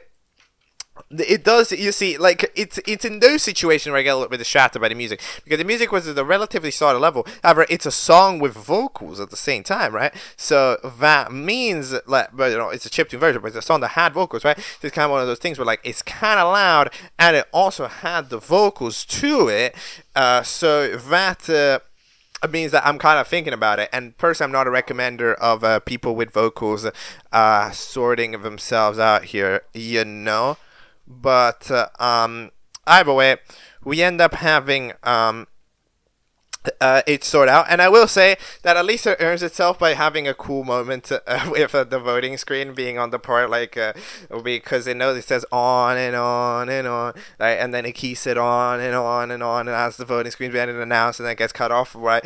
That's fun. That's fun. I like that. So at least it played smart with the music choice, which is nice though. You know, playing smart with the music choice, that's when you know that you're dealing with something here. Because a lot of the time, you know, we're not dealing with something here. Because, like, it ends up that, like, yeah, and a lot of the time, that is one of the things that separates it. You know, if a song is thinking about its music choices, that is putting it on a different level of, like, thinking that a lot of shows aren't. So you gotta kind of think about it. It thought about the music. That's a big bonus point for me. That's like a big point. That's like a large point. All right. So we end up having themselves ending up going towards. Is that a knife? Okay. Then going towards elimination that gets stopped because they end up not only tying, by the way, Uno and Argentina, and then ends up that they get dismissed because SpongeBob and Squidward apparently evacuated the island and therefore need to get eliminated by forfeit. They went off the Bikini Bottom or whatever, right? So they have been eliminated. Why is this elimination here? I mean, it's pretty clearly why. SpongeBob and the Squidward were the only two characters that were based on IP. They were They're the only two characters that were not asseted properly, like they were intentionally PNGs, right? Which means that heading into this current show situation where we kind of have where we kind of end up having this, how do I say this? Well, it's like more serious show and I'm more assets and stuff. Having SpongeBob and Squidward still kind of a relic of when the show was a little bit more of a joke. So like when you're trying to turn it serious, I understand why you would want to eliminate them, and it makes sense. I have to agree. Would I have found a better way? Maybe, I don't know. I would have probably have it not be. Like, I'd be the type of person where it's like, I would write in a reason why, in the sense where it's like, they just, like, being like, oh, they evacuated. Okay, yeah, sure. But, like, I mean, I personally would find it cooler if it's like, we actually get to see how they left, right? Instead of just the news that they did, I wouldn't mind just seeing the reason. That way you can base it as well in universe, right? Rather than just something else. But yeah, everybody's safe. And then the story's closed. We get to see Instagram talking. They're officially, I mean, they're a Valley girl according to TNT, but they don't speak like, oh my god, you don't have a boyfriend. So they don't speak like that anymore. So I guess they were just testing it out for that episode now officially. Drive's re-acid is weird because it's like the Drive logo but 3D. But we end up having characters like Target Bag end up locking themselves down to the new style. And then we end up having some new ideas as the teams that end up returning back to the 4 teams that were originally there. And then we have some other things. The restaurant, not there anymore because, of course, SpongeBob and Squidward are gone. Then the red dice is gone. It has been banished, because it is OP and a shortcut to finishing the show when you can just do double eliminations. So first of all, yes, double eliminations are officially real. And the red dice is officially gone. I've talked about the red dice, of course, in the length in the chat about the last episode. Personally, I think that it is OP. However, like, it's not necessarily like I'm not 100% against it because it does kind of do a viewer vote, contestant vote split thing where, like, however, I am perfectly understanding, especially because it would lead to a lot of unfairness, right? When a contestant gets out, it's like, oh, but the viewers didn't want this, and it's like, but they got eliminated anyways, like, right? So yeah, the final 31 are here, and now there's double eliminations, which will mean that there's only about like 10 more episodes. There's only about like 15 more episodes instead of 30. So yeah, and we have ourselves the challenge. What is the challenge? The challenge is there are 4 chests and 4 keys. The 4 keys are dispersed around Earth. You have to go find a key and then choose a chest. One of these chests will tell you that you are up for elimination, and the other 3 won't. Will tell you that you are safe. So, for as much as I'm liking this show's improvement in terms of challenge, this challenge sucks ass. What is? I'm sorry. Hold on a minute. Let me. I need to ask the clear question that brings itself up here. What is the point of finding a key? Like, everybody has to find the key anyways. If you find the key first, it doesn't matter. And then at the end of the day, everybody opens the chest at the same time, and there's no logic between which team would be up for elimination based on the key. So they just get to choose the kind of a brand. Right? So it's just, you're making the 4 teams do a shit ton of effort to get the keys, right? With no reward for it except they get to play the random game. That's it. Right? And I don't know what's the point of the first part of the challenge. That would just make them play roulette again. I don't know. That is one hell of a pointless challenge. I mean, wow. That is nothing. Because you just end up going to get keys. But it's like, just, bruh. Like, did we, huh?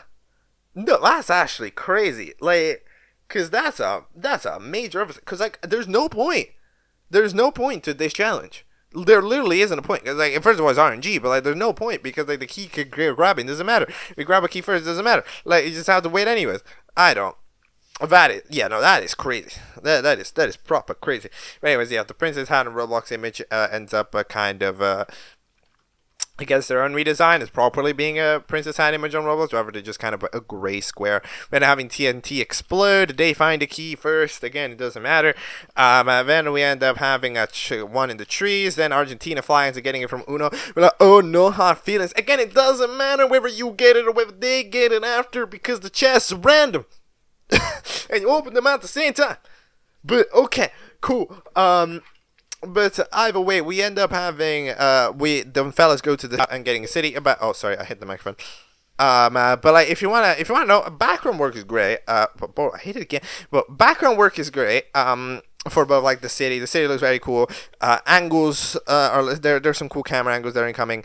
There's also the freaking grasslands. I think they're relatively solid. You know, we got to see trees here, mountain there, right? Grasslands there. Like, we're doing good. I think that in terms of does this show look good, I can safely tell you yes. I think that the show looks good.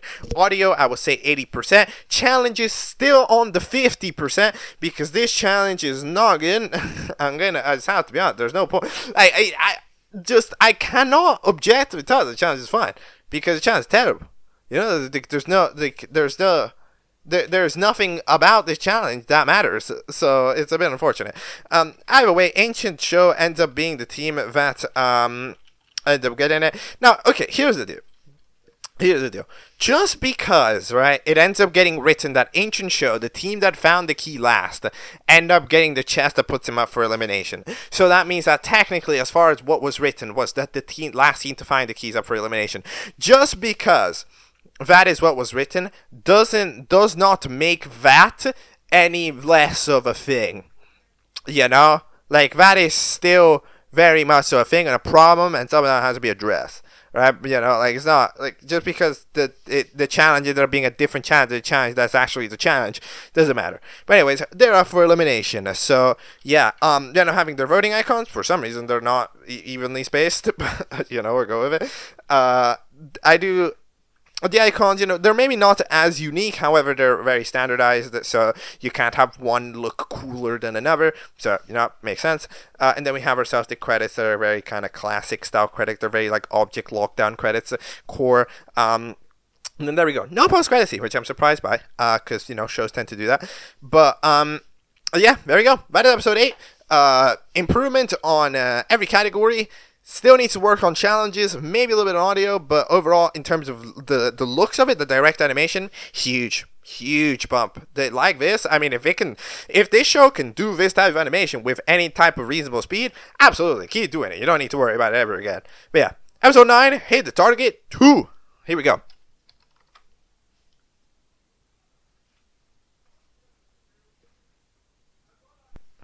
Alright, that is episode 9 of Battle for PlayStation 5 Season 3. Okay, by the way, just want to point something out, okay, that, like, I don't know if this feels like an again, this is not one of those random unpopular opinions about something that doesn't really matter, because I've seen it in the credits a couple of times now, and I just want to point it out. Music by their respective owners. By the way, it's like, wait a minute. Can you do that? Like, I mean, like, if you're gonna do crediting, you gotta do it properly, right? I mean, you can't just say music by who owns the music. Like, yeah, no shit. But, like, you gotta point out, you gotta say who it is, right? It's not, it's like if, I don't know. It's like if an animation studio was like, animators are the people who animated. It's like, yeah, I mean, yeah, but who are they? You know, like, again, it doesn't matter that much. But I don't know if I don't think I'm a big fan of saying music belongs to the owners of the music. Like, yeah, bruh. You know, like, you gotta specify a little bit. Come on, it's not even that hard. You can just look at the final edit and then you see the music's on it. But whatever. We end up having ourselves a couple of little notes. So, a cursed table image is just crap now. Ends up hitting up a face mask, going like, yo, we gotta chat. So they go over and have a conversation. Be like, alright, how about we reinstate our lines that we did a little bit and then we kind of canceled it and didn't want to do it, alright? So we end up having that be the idea. Now, they end up thinking like, hey, by the way, I like how like Curse Table Image ends up coming in with the proposal. You help me, I help you. We final 3. There we go. Cause that is the correct. That is what would happen factually. You know, there's nothing that could possibly go wrong. The best man, and you know, at the end we battle out in the final 3. You know, brawl of the object. Right? So yeah, they've apparently become up with numerous strategies while they were off in jail in battle for IDK, and they're up with their new strategy. So their first strategy is to just do an alliance that every show does. I feel like if this is the tier of strategies that we're thinking, I feel like you might not be the best strategist. But anyway, yeah, I mean, what do we think? I think that, of course, this alliance, they're very hopeful. It's very wishful thinking that they could just, you know, like, it's kind of like when earlier in the season 3, when they were like, oh, I'll think about it during the merge. It's on, like, episode 3, and it's like, wait, that's 30 episodes. How are you supposed to get that done? But, you know, I guess it goes how it goes. We end up having ourselves a book that Tape Roll is reading, and they end up sharing it to Mousepad because they can't really hide it. That they've been apparently suspicious about Pepsi because of this magazine from 2001 saying that they hosted a competition show that was like the most popular thing back in the day, and that is apparently suspicious. Now, still not exactly sure why. Like, this is still something, like, I didn't understand why this was a problem then, and I still don't really understand why this is a problem now, because, I mean, like, yeah, maybe Pepsi hosted another show. What's the big deal, right? I don't know, like, if, I don't know. I mean, it's called Object Time Travel, I think, OTT, right? So maybe that's the suspicion. Like, oh, it's a show about time travel, so maybe Pepsi's like from the future or whatever, or something like that. I don't really know. It's like something a little bit suspicious going on there, but I don't really know why it's suspicious. So I will for now. Well, I'll just take their word that it's suspicious. But anyways, we end up having ourselves the intro after they teleport to time. To teleportation time. I will admit, of course, there was a big wasted opportunity to have another transition using the sky, because, you know, just the floor was empty there. There absolutely was the opportunity, but oh well. I never pointed out the music in the intro. I have no idea what this is. I don't think it's custom. It's like it's a mashup, of course, but I don't think it's like a custom mashup. But like, it is a mashup, and it's pretty good. It's pretty fire. No, like there's like OMFG in there, but they end up doing that, and then we have ourselves a V elimination time. So we have the prize winners. And by the way, there's 2 prize winners this time, we've officially discovered. And the prize winners end up being Drive and Uno card, who win the prize, which is ice. That's the prize that they win. So good job to them too. And then the eliminated contestants end up being, well, first of all, the biggest eliminated ended up being Dirty Bubble with 30 votes. You know, part of me wants to say that this was the FNF mod's fault, but no, it's not. The realistic reason is entirely just because, of course, they were mean about Glitchy being like, oh, boy, glitching is cool as fuck. Bubblegum, I don't really know. I don't know. So they proceed to get eliminated, and we indeed keep going here with the double elimination themes. Drive is kind of sad, but like, fine, I gotta move on. What I think, as it goes with every show that does double eliminations, I believe that it is literally just better to have 2 teams up for Elim, you know. Like, I keep looking at these shows doing it, and it's like, yo, I mean, this is fine, but it's just better when 2 teams are up for elimination. Like, it just is, you know? Because, like, when you do it like that, again, it always, that second person eliminated always feels cheated because they didn't get the most votes, right? So that is 100, like, the second out is always feels kind of cheated. Also feels like, aw. So it always feels like that, and then the team takes a massive hit in this situation. Like for example, you know, the team dynamics are relatively okay right now between the teams, right? However, for example, this team were to lose again, which they very which like a team very nearly did, right? They end up being in this danger of like only having 4 members, right? And then at that point, the dynamics are full off. The team has half the members of another team, and then they're going to lose again, and then again, right? And then it's just going to be it. So having a team lose multiple times is devastating because they lose like so much of their team. It's barely okay enough right now because the teams had so many characters in there to begin with. But so maybe like this for a little bit, but I don't know. I just think that 1 elimination per team, have 2 teams. That's the best way to do double elim. You know, this system is okay, but I just think it's better. You know, there's not much to it. You know, like you can't. I never, like, you know, I've not heard a counter argument against it. You know, like that's kind of the thing about it. You know, like I'm just kind of talking. I'm not, you know, I don't have that rebuttal. So if you have a rebuttal against the concept, then sure, let me know. But like personally, I just believe that. But either way, we end up having hearing some jokes. Clyde still dies. We end up having freaking Blueberry Juice actually get revived. And then they get TP back. So it is possible to revive a contestant you don't know is dead. So that's interesting. That just means that, yeah, they just didn't need to revive anybody since they died, which is crazy. So I guess they wouldn't have needed to revive anybody for the entirety of episode 7, which is interesting. But okay then. So we're going to have the next challenge, which is going to be a redo of the Target Challenge. Yes, remember the Target Challenge from Season 1? We are going to do it again. So remember how the challenge works is you have to hit the target 4 times on another team, and then that platform will drop down. If your platform drops down, you are up for elimination. Last time it was in lava, this time it's not. So what do we think of this challenge? This challenge, it was definitely one of the best challenges in terms of just like the direct sorting out of the original challenges. I mean, like, of course, a lot of those original challenges we don't know about them, but this is one of the best ones because there's a relatively nice level of action, right? Teams are not going to do inter-team shenanigans too often, right? There's different strategies that they can see, so strategical element to it, but at the same time you can have defending, you can pick up ones, you can do all that jazz, so there is a lot of strategy to it, so I do think that it's a relatively interesting challenge. Although it is a relatively interesting challenge.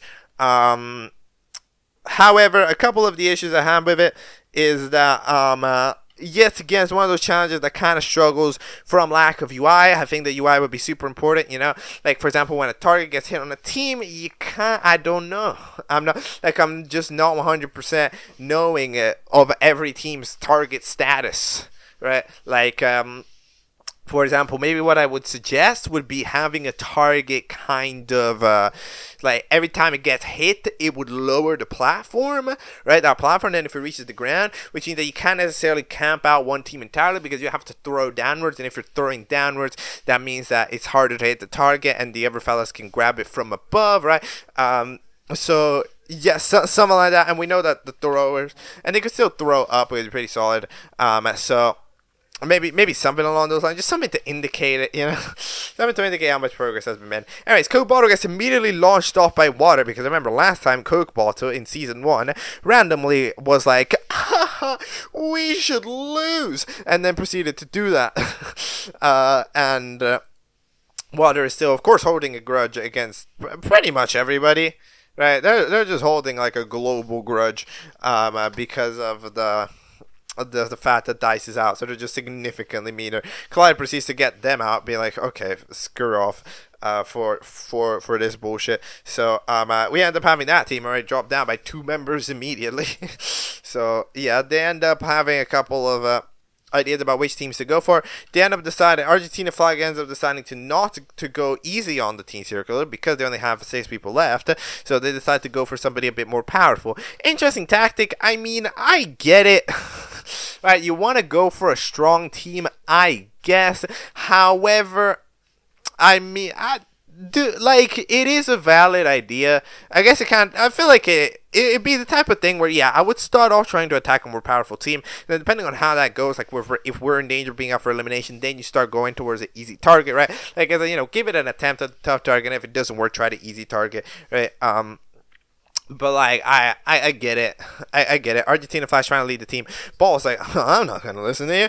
And then they end up having a debate, being like, what, you'll complain that I don't help out your team, and then when I try to help out your team, you're out here being stupid and not listening to me or whatever. There's like a crasher. But you'll be like a maverick. Hashtag Logan Paul. But like they end up doing that.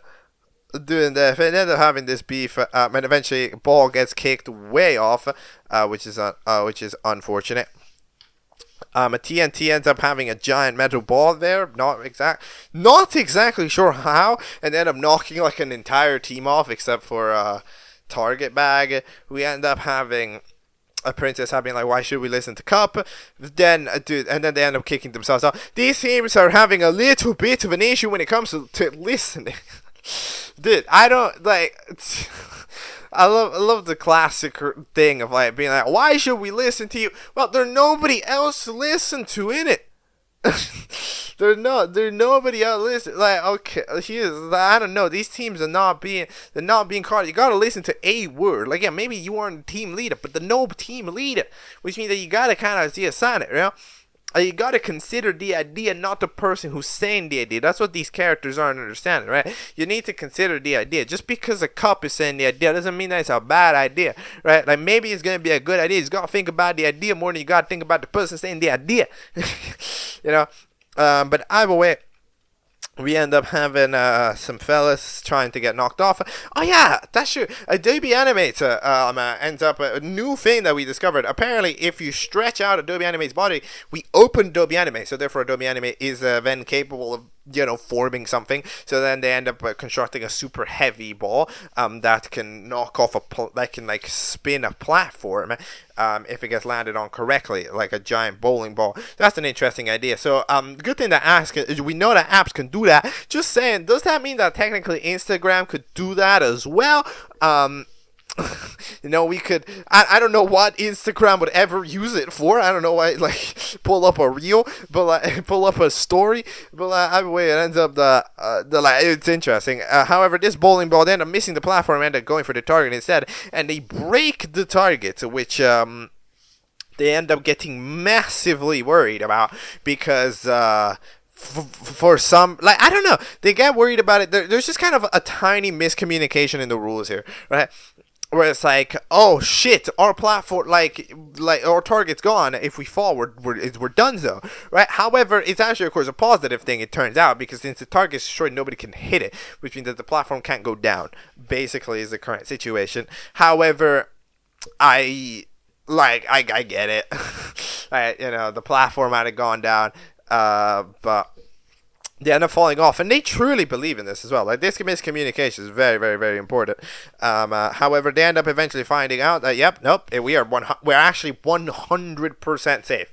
Like, that platform is not going down because there's no target to hit. And then Coke Bottle ends up getting thrown out there and decides that it is time to do a revenge. They're having a flashbacks of all their moments.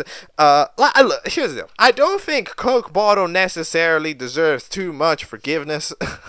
To be 100% honest, I mean, like, you gotta admit, like, it's not like Coke Bottle in the original challenge did a mistake. It's just that the team was fine, and then Coke Bottle randomly grabbed the ball and was like, hey, we're gonna lose, and then proceeded to throw it at their own target without consulting anybody else, right? So, like, it was an extremely egocentric move, and it's not even an egocentric move. It's just a move. It doesn't make any sense, right? So I don't necessarily think that we here deserve massive forgiveness. But anyways, you proceed to lock in. You end up having finale music playing. They end up throwing everybody off. And then eventually they end up going over for the Firemounders team, which has now been knocked fully off. So they proceeded to be up for elimination. And we end up having Ball yet again doing that. I don't know. Why is TNT mousepad stay out of this? What do you mean? You're also not part of the debate. You're also not a part of the debate of whether Ball is a useful player or not. What do you mean? What are you... But either way, we end up having the team be there. So you see, like, this is the thing, right? This team being up for elimination is fine, because we're gonna have, because, you know, it's one of the biggest teams, it's gonna have 6, but eventually, the desync, if any team loses more times, is gonna be bad. You know, like, I don't know if I'm a big fan of this. But anyway, who do I think getting eliminated? Because I forgot to predict it the other time. I mean, there was, of course, this team did have the debate with it. You see, like, but, like, if you notice, like, think about it. This team had a lot of screen time. There you go. This team had a lot of screen time. You know, like now I think about it, yeah, this team had a lot of screen time. There you go. That is writing improvement. That is absolutely writing improvement. The team that is up for elimination needs to have a lot of screen time, and this team had a lot of screen time in ways that they maybe didn't even expect, right? Curse table image, Curse table image. Yeah, Curse table image had the whole thing, right, with the alliance. Tape roll and mousepad had the thing with the freaking Pepsi thing, right? We ended up having Argentina flag and Ball having the debate, right? TNT just in general did a lot of the heavy lifting, and then Bandage and Orb are kind of the ones that are there, and therefore I'm gonna predict Bandage and Ball. I'm predicting Bandage and Ball to get eliminated because, of course, Ball was mean, and Bandage just didn't do a whole lot. Okay, that is all for that episode, if I'm not mistaken. Yeah, it is. So it is time to head ourselves into episode number 10, which is titled Transformative Pass. Sure, here we go.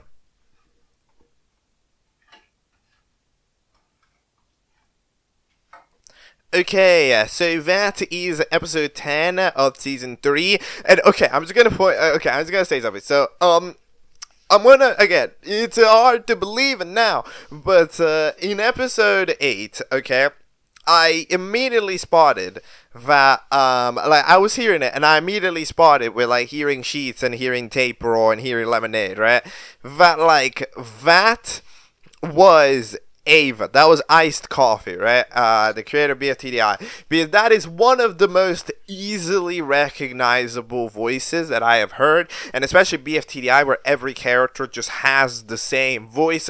Yes, it will get in you. You will hear it, you know? Like the amount of time I've heard that voice, it's a while, right? So I was immediately like, okay, this is that. However, I didn't point it out because it said a different name, and then I got confused. And then I got confused in that episode because hold up, that's a different name. Well, so what's happening? To be honest, I don't know. There's some lore there that I am not quite a knowledgeable knowledger of. However, yeah, that is indeed iced coffee with the voices for those characters. It's super recognizable. I doubted myself because the credit, but no, it is indeed iced coffee who voices it.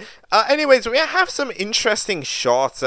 in this episode. There's a little bit more effort in camera angles, I would say, in this episode than the other ones. You can tell it immediately at the beginning and how it transitions from like the outside of the town inside, the shot of the stairs and everything. Just a couple of different shots here from time to time. It is definitely useful. Then just shots of two characters on the left and right, and it's helping.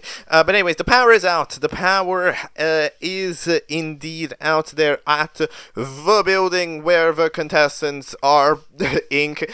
And they're trying to, sort themselves out. However, as they're about to sort themselves out, we end up having the image fella, the freaking cursed table image, decided to dip away because they have to, talk to friends. They got a meeting to get to, so they're gonna go outside in the rain to go over and have their fellow conversation. While balls, I don't know. But as they're talking, they find the face mask talking to Sheets until they eventually get teleported back for the sake of teleportation time, which is the hit elimination area.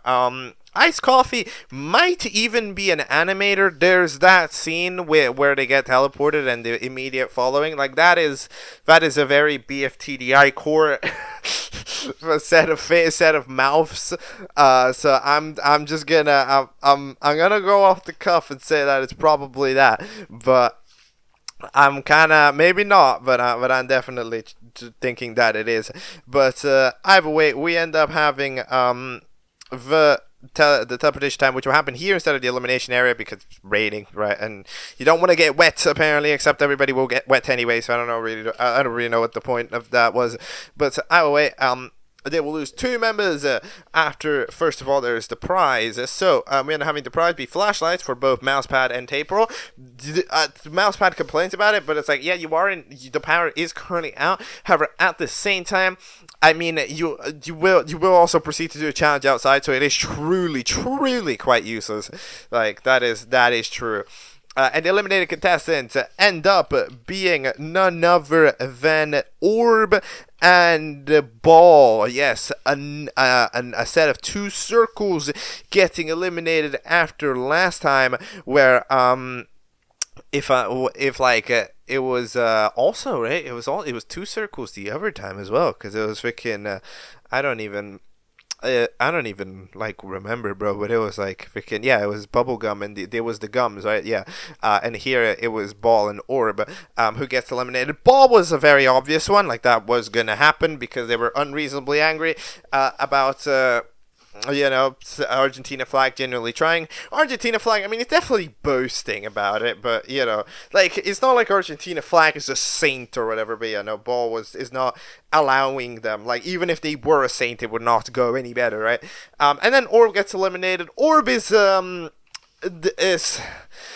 wasted opportunity for sure in this show because like there is no character that's kind of like Orb. Orb had that opportunity to be that kind of that kind of super chill, kind of like stoic character, where they're like kind of more, can-do type character, where they're kind of like super chill, whizzes the me character, right? That doesn't exist in this show, and they had that opportunity as well. However, they ended up not doing anything in time, and they proceed to just get absolutely, like, they are a nothing burger character. As far as characters in this show, Orb, other than of course the character gets eliminated, over Scribbly, but even Scribbly gets more characterization. Orb is nothing.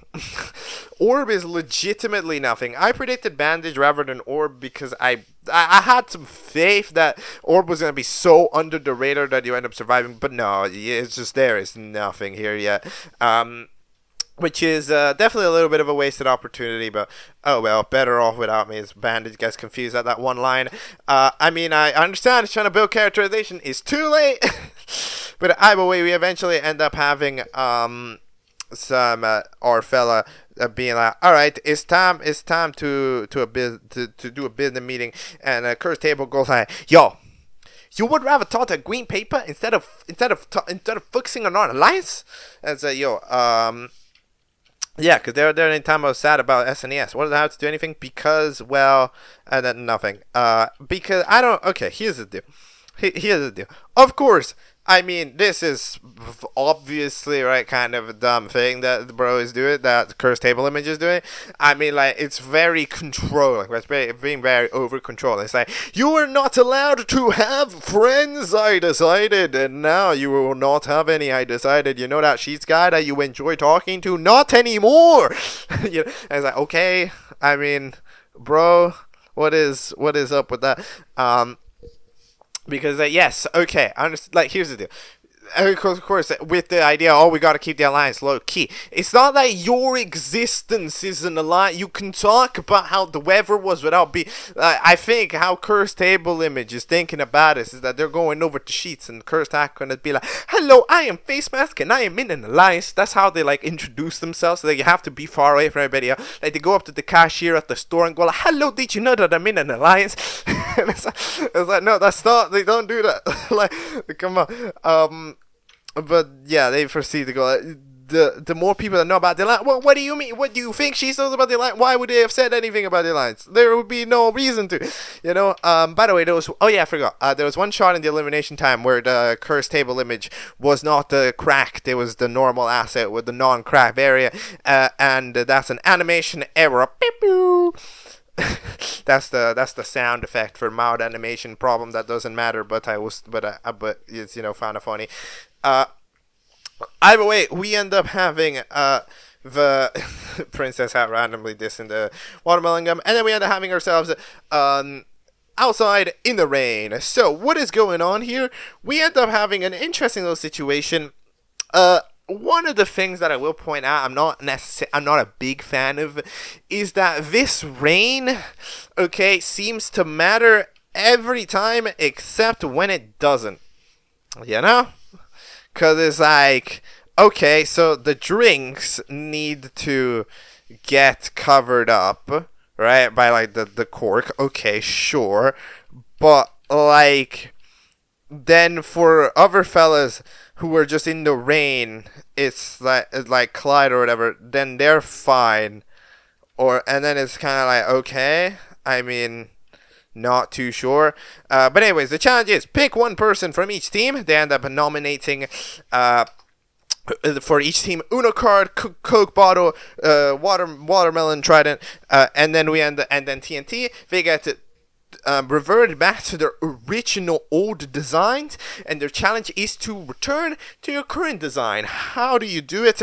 Well, the correct answer is, and the fastest answer is, you just die.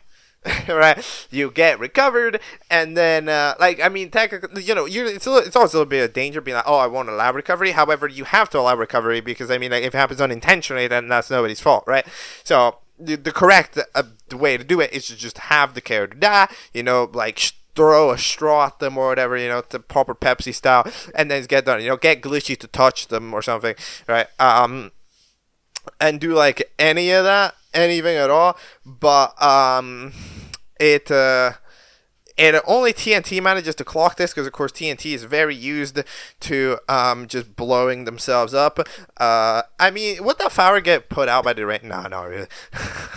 Not really. So then they immediately turn to normal. The other teams that don't do this, they realize that for Uno card. However, it's like, Uno card doesn't want to die. I understand, but like, dude, this is the show where people die like every 2 seconds. Like, you can just do it.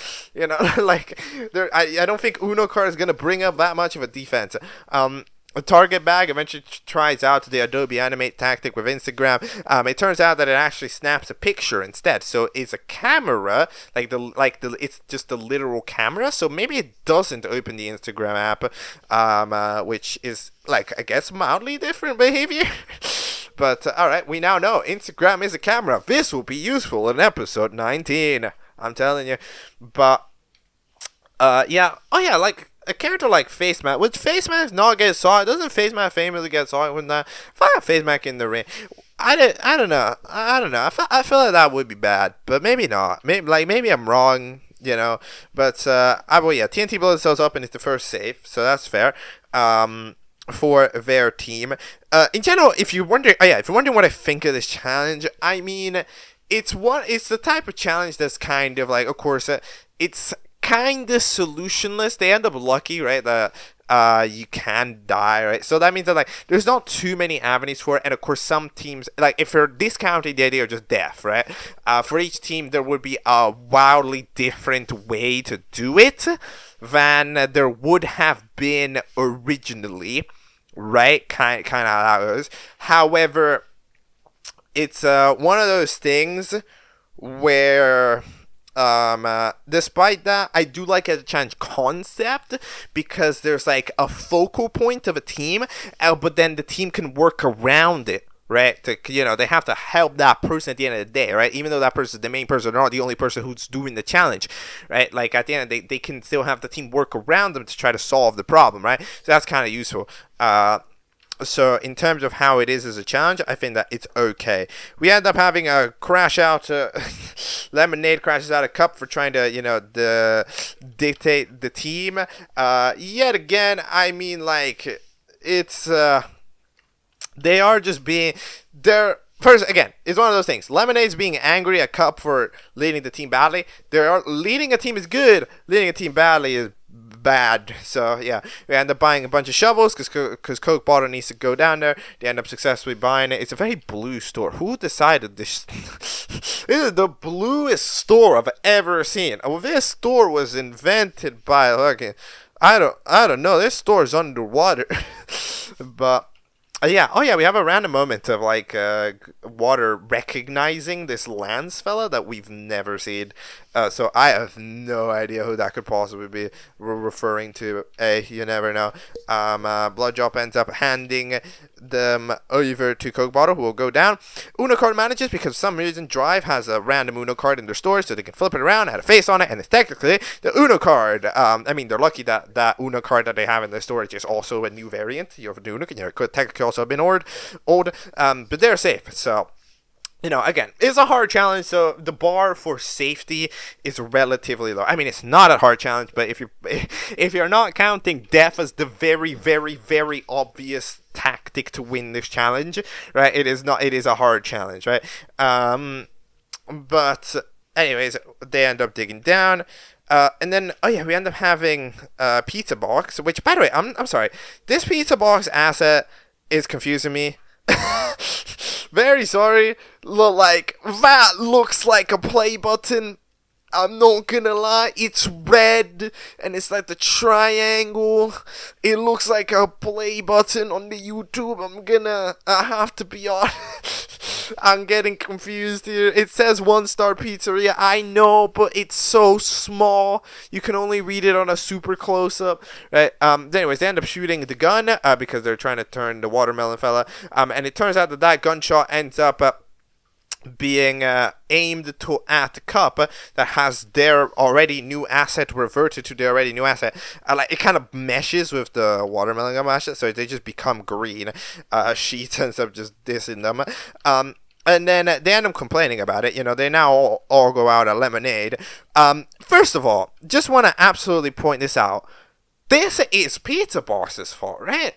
I mean, like, here's the deal. You shot it, but, like, hold on. But Trident Watermelon was nowhere near. Like, wait. Because there was, or was there supposed to be? No, because, like, I'm confused. Because, like, you shot it, but, like, you very obvious, like, Lemonade happened to be on the collision course. But there was nothing behind Lemonade. Trident was not there. Like, that shot would have hella missed. Like that, this is probably an animation error. Like, theoretically, you were supposed to have the watermelon be behind the lemonade, right? Because then that makes sense. Because the shot was aimed at watermelon, but lemonade got in front. But, like, the thing is that watermelon tried it isn't there, and the shot goes to the lemonade, which means and the shot goes at Cup, sorry, which means that, like, the shot is just directed at Cup directly, especially because, by the way, the shot is it's not even that Cup intersects the shot. Cup was down and then the shot gets aimed. So in my opinion, okay, I'm gonna be honest, based on the animation that we saw, I know that animation error stuff happened in this episode, so there's probably another one, but, like, based on directly what I've seen, beats a box, shoots a shot, not a Trident watermelon that is nowhere in the general vicinity, shoots at a couple's directly on the ground, by the way. It's not like they were falling, no, they were already on the ground. So this is a purposeful shot. I'm sorry, this is a 100% purposeful shot. Like, I'm not, like, this, there is no way that could have been an accident. This is Pizza Boss's fault. Pizza Boss, what are you doing? Then Coke bottle successfully body swaps after 5 minutes, and then Trident to watermelon gum ends up using the blue dice. Dun dun dun dun dun dun dun dun dun dun dun. So remember, the blue dice allows you to be immune. So because the other dice is still around, the red dice is retired, but the other dice is still real. These dice need to get shown. You know. Like, I'm just thinking that, like, when somebody finds dice, it has to be a thing. Because, like, okay, I don't know. I feel like there was never a scene of Trident watermelon gun finding a blue dice, right? It's like, when it gets played, it's like, yo, that's kind of hype, though. But at the same time, it's like, when did you find it? How did you find it? Right? I need to know these things. Because otherwise, again, is it like, does it matter? Because, like, the question, does it matter? The answer is technically no. But yes, it does in like a subconscious way, where like if you show somebody getting a dice and then they have it, and then in the next episode, you know, they use it, then that feels like correct, right? However, if somebody doesn't, we don't have no knowledge of them having a dice, and then here they play a dice, right? It's not, whoa, shocking. It's like, oh, we needed to do a writing thing, right? Like it falls back on the writer for randomly introducing a thing, rather than on it being a super mysterious, surprising omega thing, right? Like, that's basically, you know, like it boils down to, oh, this was written in for convenience, otherwise they wouldn't have it, rather than, oh, this was a thing that was actually found, right? Because, like, the concept of withholding information is cool and all. However, there's a certain degree, in my opinion, where, like, when it comes to what the characters can actually do, like what their current assets are, you know, like if they have a token, if they have this, if they have that, you know, to their available, in my opinion, the viewers should be able to know this. The viewers should know, okay? You know, like, this is important, you know? We can't be doing all of this, because it's just not right, you know.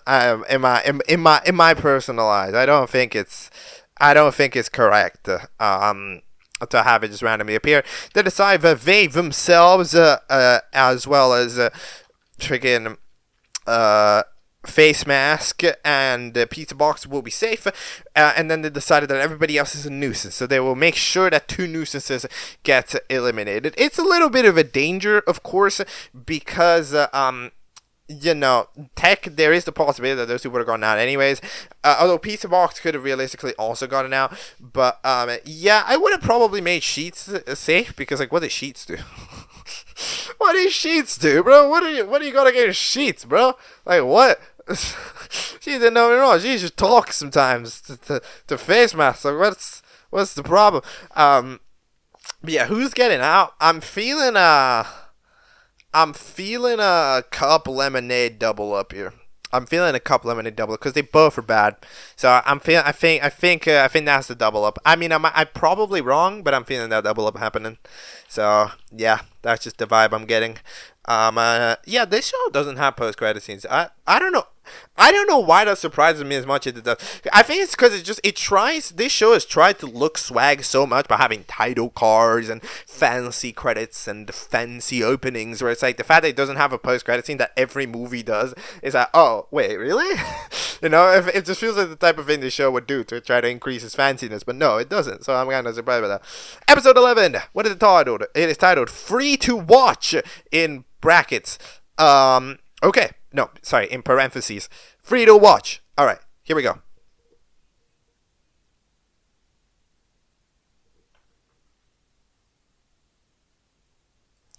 Okay, that is episode 11, free to watch. Okay, so, this episode is interesting because you can tell that this episode plays itself smart.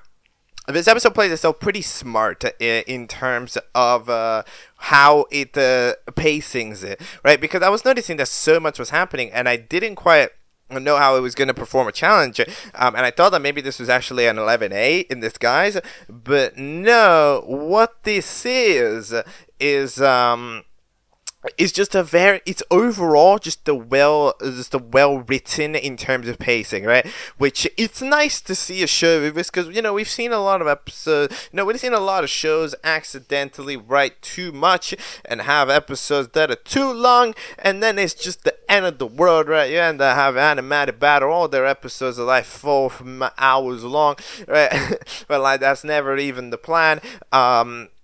Then you end up having, episodes of other shows and not like WBS and having 40-minute episodes. It's always supposed to have 20, right? But like this does a pretty smart job at not overcrowding a challenge when it has a lot of other things to do, right?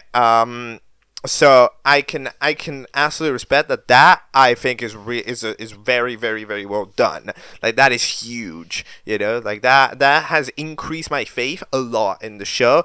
Even though of course production still seems to be taking a while. Like in general, it seems like that shows a lot of smartness being placed. So we have ourselves the start.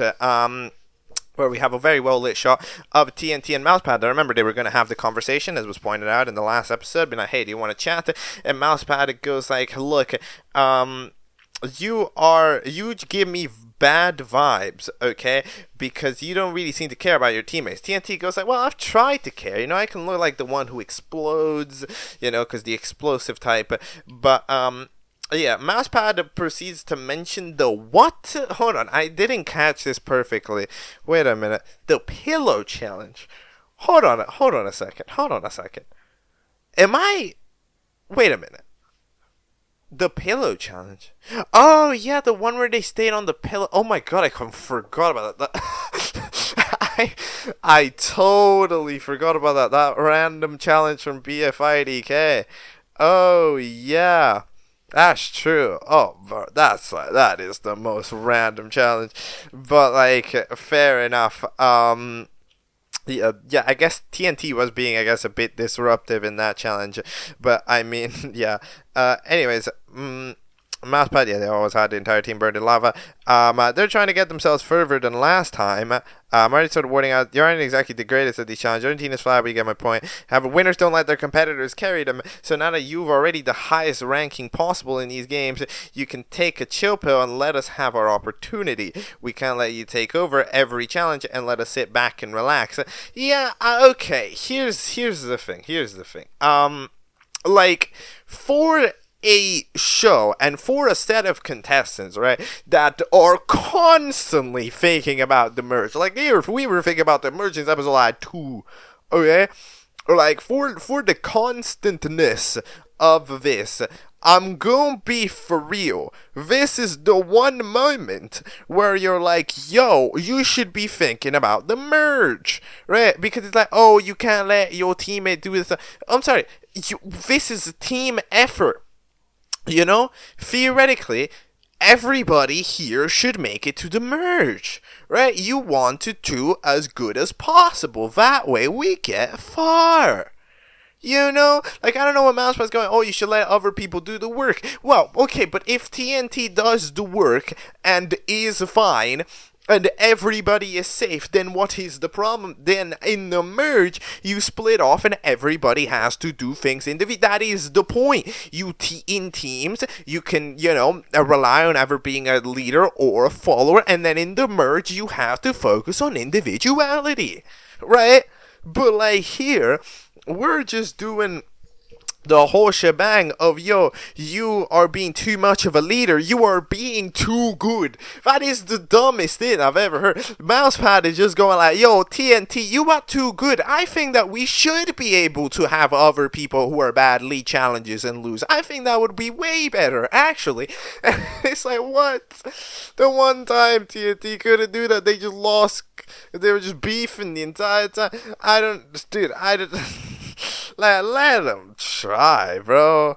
Like, I don't know. That is not the strat. That is not. This is not the shot. Mousepad. For this is not how you win. This is not. You're not winning like this. You're not making it that far. You're not making it to merge like this. I'm telling you, mousepad. No merge for mousepad. How would you ever? What does that even mean, man? Like what? That is that. No, that is crazy, bro. Like that's. Yeah, I don't know. That is something else. But okay, we end up then having the challenge about how did you find the blue dice. You see, having to hear the story after about how we found the dice, and it only gets written after so that it makes sense and it isn't just random. It's like, bro, stop. Like, let us see it before. Come on, it's way better. It's way better. What's wrong with it? You know. Yeah, they always say, "Oh, you're removing the surprise factor." What surprise? It looks like convenient writing. Come on, but whatever. Eventually, Tubi ends up telling them to go to the elimination building, and indeed, they go to the elimination building. Uno beats like 8 brutal words, 8 brutal worlds. I don't know if you realize that. That is gameplay of 5-4. That is the wrong final Bowser. That is the wrong. That is not the final level of Super Mario Bros.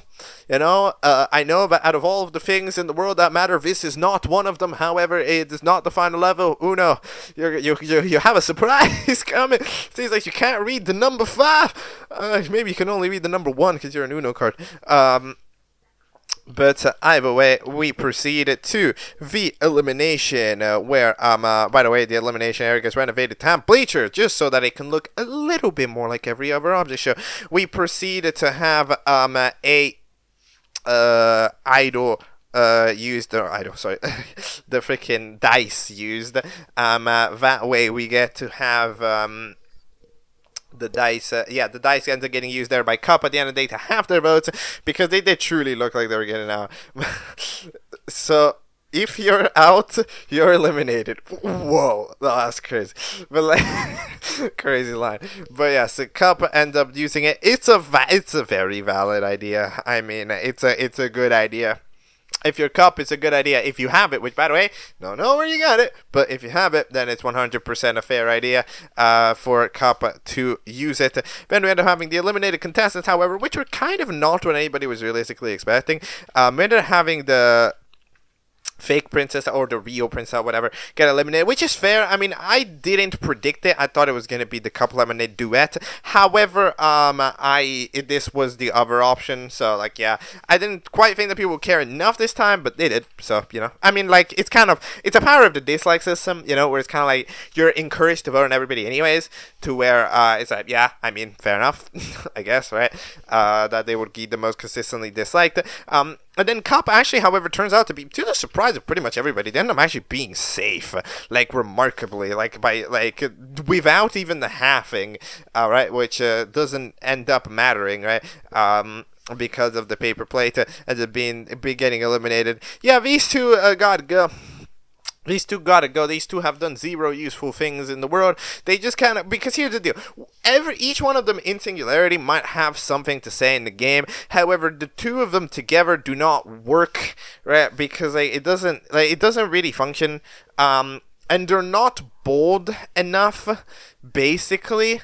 It was kind of happening because they just end up kind of arguing constantly, and it just ends up that neither of them ends up actually getting things done, right? Because you're like, well, yin and yang constantly argue, and that's a character that functions at the end of the day. Yeah, that's because yin and yang are extremes, right? Like, yin and yang are very extreme, which means that they will just do. Right, like, they will just do bullshit, you know, like, they're not gonna necessarily ask and be like, oh, what, that's a stupid idea, or anything, right? We should do this, and like, oh, we should do that. Well, of course, there's also the deal that they both have control of the body, and here only Paper Play has control of the body, and Straw gets to kind of argue with them, but it's kind of, so I guess primarily Paper Plate. Paper Plate doesn't have enough authority to actually override anything. Like, they kind of care too much about what Straw's opinion actually is, which means that they end up kind of just constantly clashing, and they end up at a standstill that doesn't help anything or anybody. So they just end up getting very, very, very, very little done. So yeah, Straw tries the last ditch effort, being like, "Hey, I separated from Plate. That means that we're different characters, so I can't get eliminated." No, that's not how that works. Yeah, it is in fact not how that works. If it is how that works, it would be pretty bullshit. We're having where did you get it? I don't know. Is this an unpopular opinion?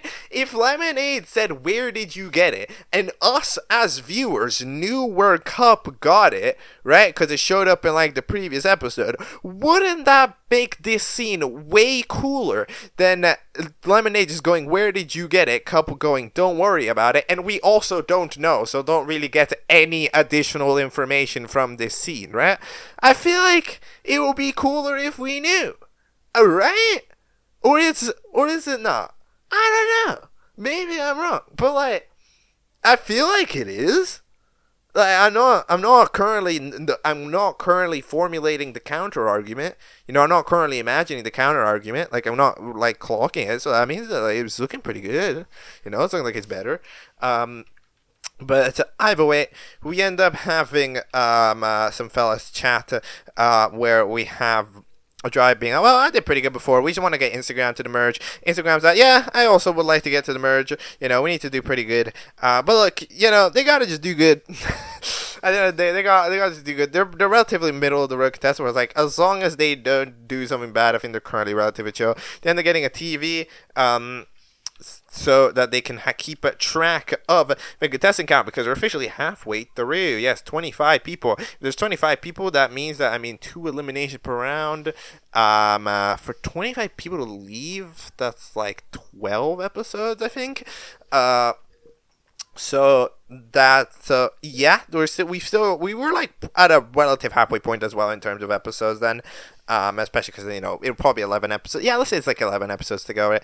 Unless of course something weird happens, which of course it will.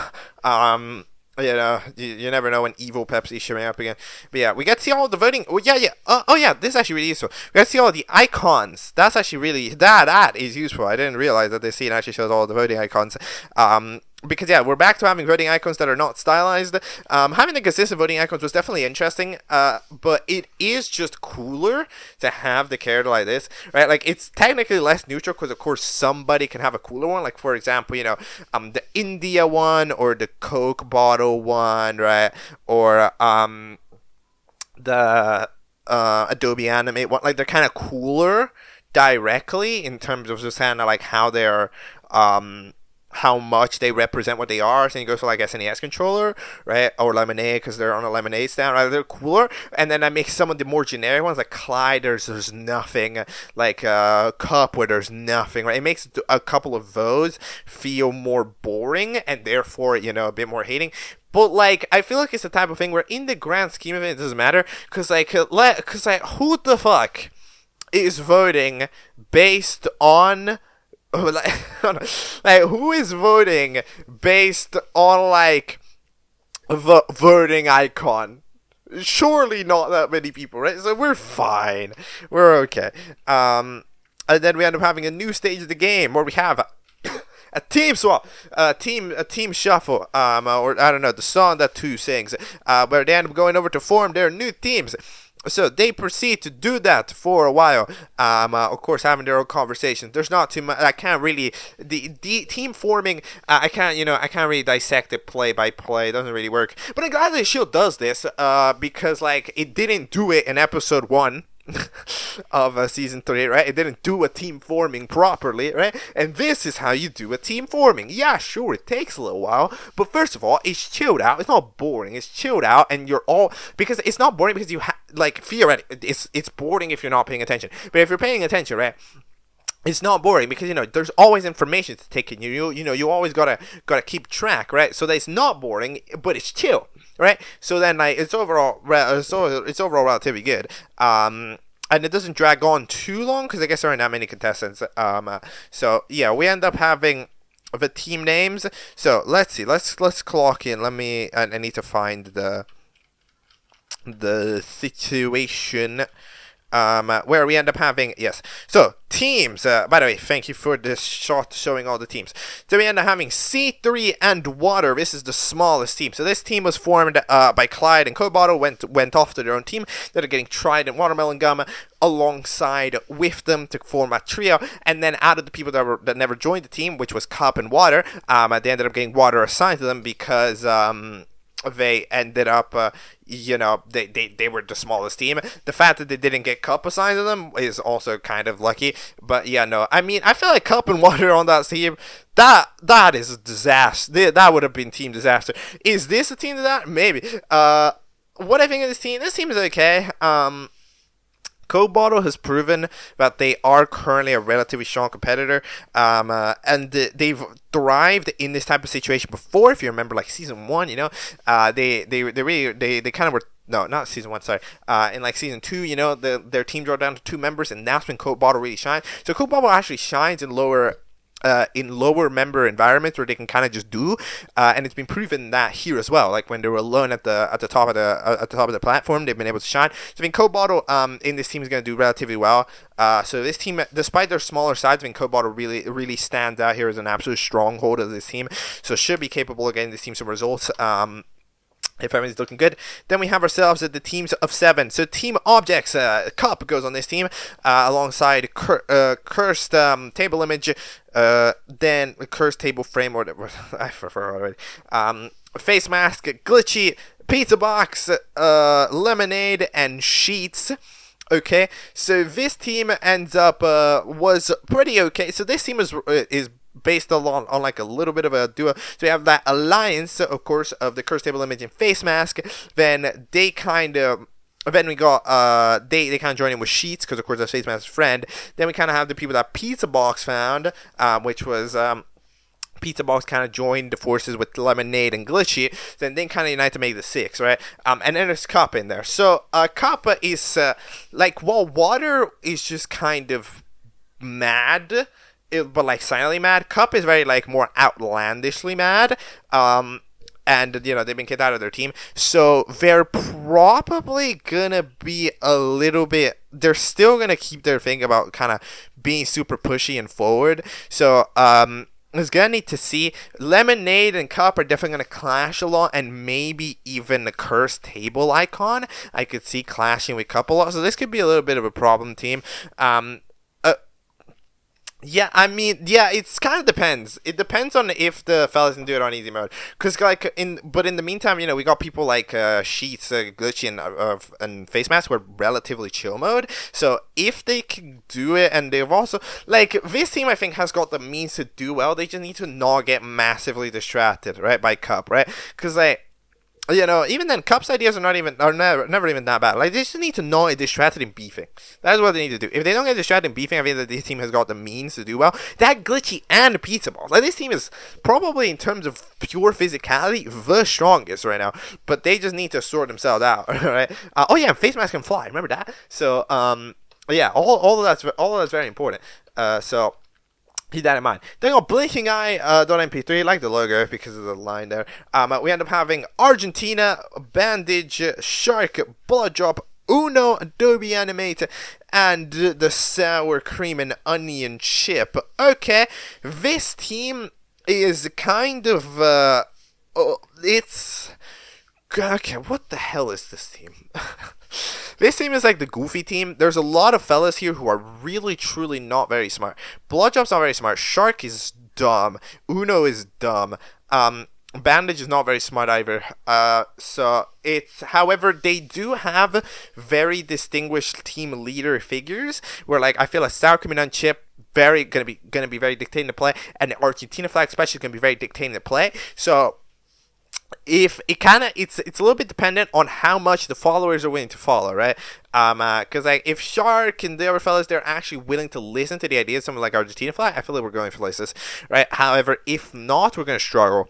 It's kind of dependent, especially because Blood Drop can come in as a very kind of anti to that. I feel like Blood Drop and Argentina flag has got the potential here to clash a little bit. It might be a little bit of a problem. So we need to kind of keep Blood Drop under control, because I don't think Blood Drop ends up as a good team leader. I think Blood Drop kind of ends up a bit as a they're kind of dumb. So yeah, if Argentina flag can get a grip on this team, I trust it because they got physicality. There's Adobe animated in there as well. However, if they can't get a grip on this team is collapsing very, very quickly, right? But this team feels like the Tampa team is going to solve challenges very much so kind of at random, you know. But yeah, and I got back again. So this team ends up being a mousepad, TNT, tape roll. Then we got target bag, drive, Indian flag, and Instagram. So this team has, of course, a couple of the BFIDK fellas, like that, the fellas that didn't split from BFIDK. So that would be, right, Mousepad, TNT, and Tape Roll. So they kind of come in as, you know, that BFIDK group, that grouplet that was made. Then there's Drive and Instagram, who are obviously together. It's called Icon Friends. And then there's Target Bag and Indian Flag. This team is, I mean, there are possible team figures here. However, none of them would exactly get listened to, right? Because TNT, it can be very bold with plans, and they can work. However, we've already figured out with Mousepad that the idea is that TNT doesn't help the team. That's the idea, and I think TNT is gonna listen. That, in my opinion, it's looking like TNT is listening. So that's not good. We got fellas like Drive. We saw their hosting capabilities, so they can be a little bit dictatory. However, I don't think their current plan is that. I don't think they want to be that lifestyle. Okay, sure. So they don't want to be that lifestyle. And then there's also Indian Flag, you know, that's really trying. However, nobody listens to them. Nobody takes Indian Flags for real, right? So then this team is gonna have problems because there's nobody here who are actually listening. You know, like they're like, yeah. That's kind of the issue. It feels like everybody's gonna kind of go here because there's no team leading figure. Like, who's leading the figure? Like, Instagram never takes charge with an actual idea. Target Bag is not very smart enough to think of an idea. Tape Roll is the most follower character ever. And Mousepad, for as much as be like, oh, I need to not have you carry me, isn't exactly coming up with too much either. And since the team leaders are getting diminished by the followers, but none of the followers are stepping up, this team is gonna be a problem. Right, I mean, they are obviously the team that loses a challenge. However, like, in general, that's not exactly anybody's fault. Like, this challenge is dumb. This challenge is just find the bottle cap, right? I mean, it's like it's a nice challenge in the sense, you know, that it happens really quickly. However, it's not exactly it's not like creative genius, if you know what I'm saying. Like, we're not winning awards here. That's what I'm trying to tell you.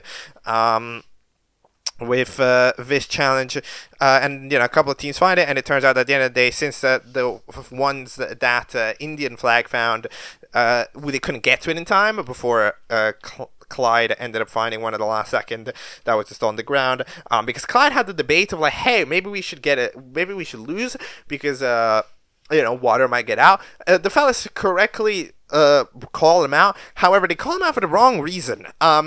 The reason why Clyde should get called out is because obviously there's 4 people on this team. Yeah, water would probably be one of the eliminated contestants. And then what? You know, there's another one. There are 2 eliminated contestants. So, like, that team losing, yeah, it would be fair if you want to get water out. However, like, you need 2 people get out. So you are still doing 1 contestant damage either way. So that's what Klein didn't understand. But either way, yeah, team end up losing. I don't remember what you call it. Bag again. Team Bag again end up losing. And who gets out here? Not really sure. My opinion is Mousepad is absolutely a fault. Is the Mousepad image a fucking pillow? Are they falling out of a pillow? That is criminal. That is crazy. Drive is definitely holding a Discord message. That is a Discord message. Wait, is it? What is that? What is Drive Yo, I don't know what that is. I cannot. That is impossible to read. But either way, we have that. Dude, I want Mousepad to get out because Mousepad's wrong in my opinion, absolutely, about TNT. Because like TNT, oh yo, you won it already, right? Yeah, I mean, true.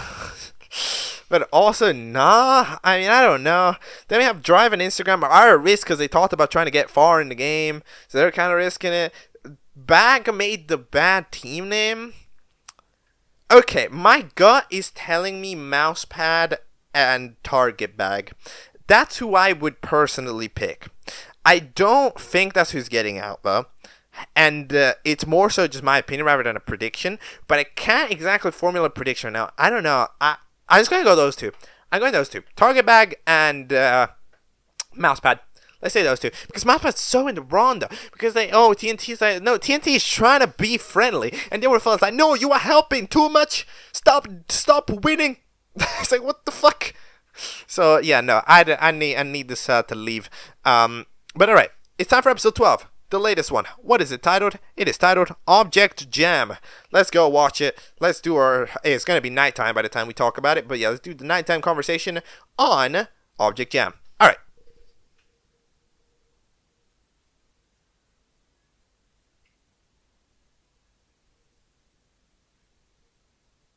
Alright, welcome to the nighttime conversation on episode 12 of Battle for PlayStation 5, which is the latest episode of Battle for PlayStation 5. For the first time, I get to see the FrozenPepsi logo open with, a different music because we have ourselves, some celebration of a 5-year anniversary of Battle for PlayStation 5. I wonder what the show's gonna do when the PlayStation 6 releases. It's gonna be complicated, when it has to deal with this very, very obsolete name. But it's working with it.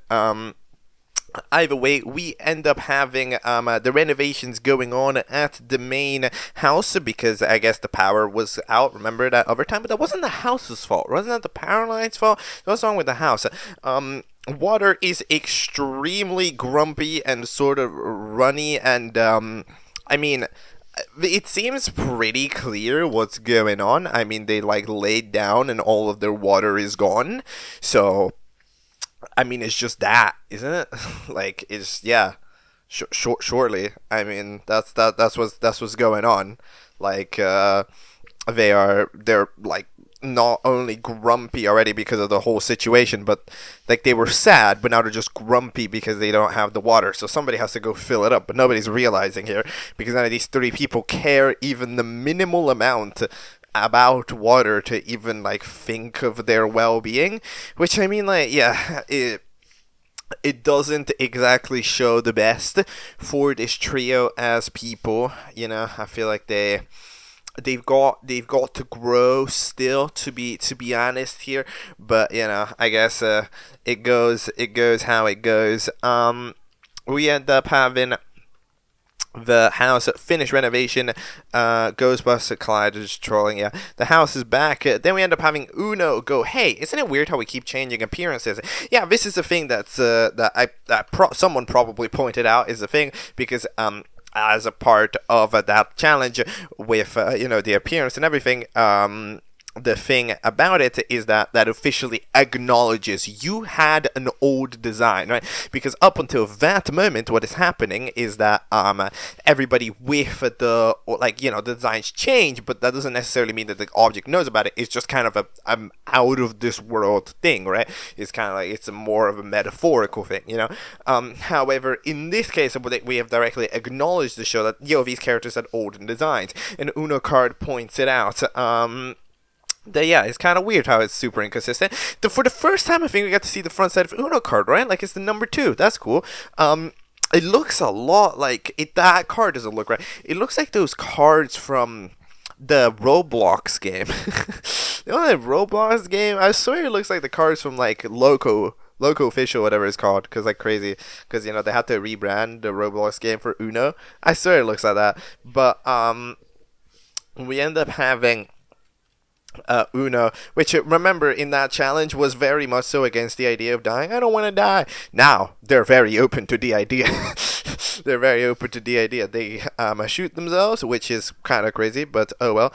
Shout out to the impact frame that shows up after they get shot. Is that an airplane? Wait a minute. Wait a minute. Wait, no, it's not an airplane. Okay, I was thinking, I was like, they do that. No, it's not. It's just the splatter. Okay, anyways, we end up having she to eventually get teleported because they've apparently, wait, what did they see? She saw something black, a black dot. That's a mysterious black dot running around, and they're like, yo, what the hell is this? And right as they're about to check, we end up having to be teleportation time and teleportation all over the place. They yet again, they teleport to the wrong team, and then they officially get to the right team. There's an official teleportation time intro, which is hilarious. What even is that? That's like a freaking, I don't know what that is. It's like a random image of planets. But yeah, we end up having ourselves some situations. Don't lose because don't lose again because they're back again. We end up having the prizes go to Drive and Mousepad. So yeah, our fella is annoyed at the fact that Drive keeps getting the prizes. Hey, Drive is playing fairly good. You know, there's not much to say about it. I don't know why they're this pissed, considering, you know, like, it's not even like Drive is like, oh, a winner or anything. Like, you know, like, Drive has just managed to earn the hearts of the people. Like, come on now. But either way, now it sticks. Then we proceed to have Drive also be the first save, and then Mousepad ends up being the next save. Yeah, Mousepad stayed safe. TNT also stayed safe, but like, Mousepad got rewarded for being absolutely stupid. I mean, I don't get it. I don't get it. And even according to what happens in this challenge, like, it just doesn't make any sense. You know, like, look, hold on. It makes sense in the sense, like, I understand what Mousepad is saying, you know, in the sense that, oh, you're carrying us, we don't want to get carried. But at the same time, it's like, you can get carried until merge, and then you're doing that. You're just getting an easier pass to winning, you know? Like, it doesn't mean that TNT will eventually win, because at the merge, everything's equal. You know? So if you could just free solo all the way to the merge, that's great.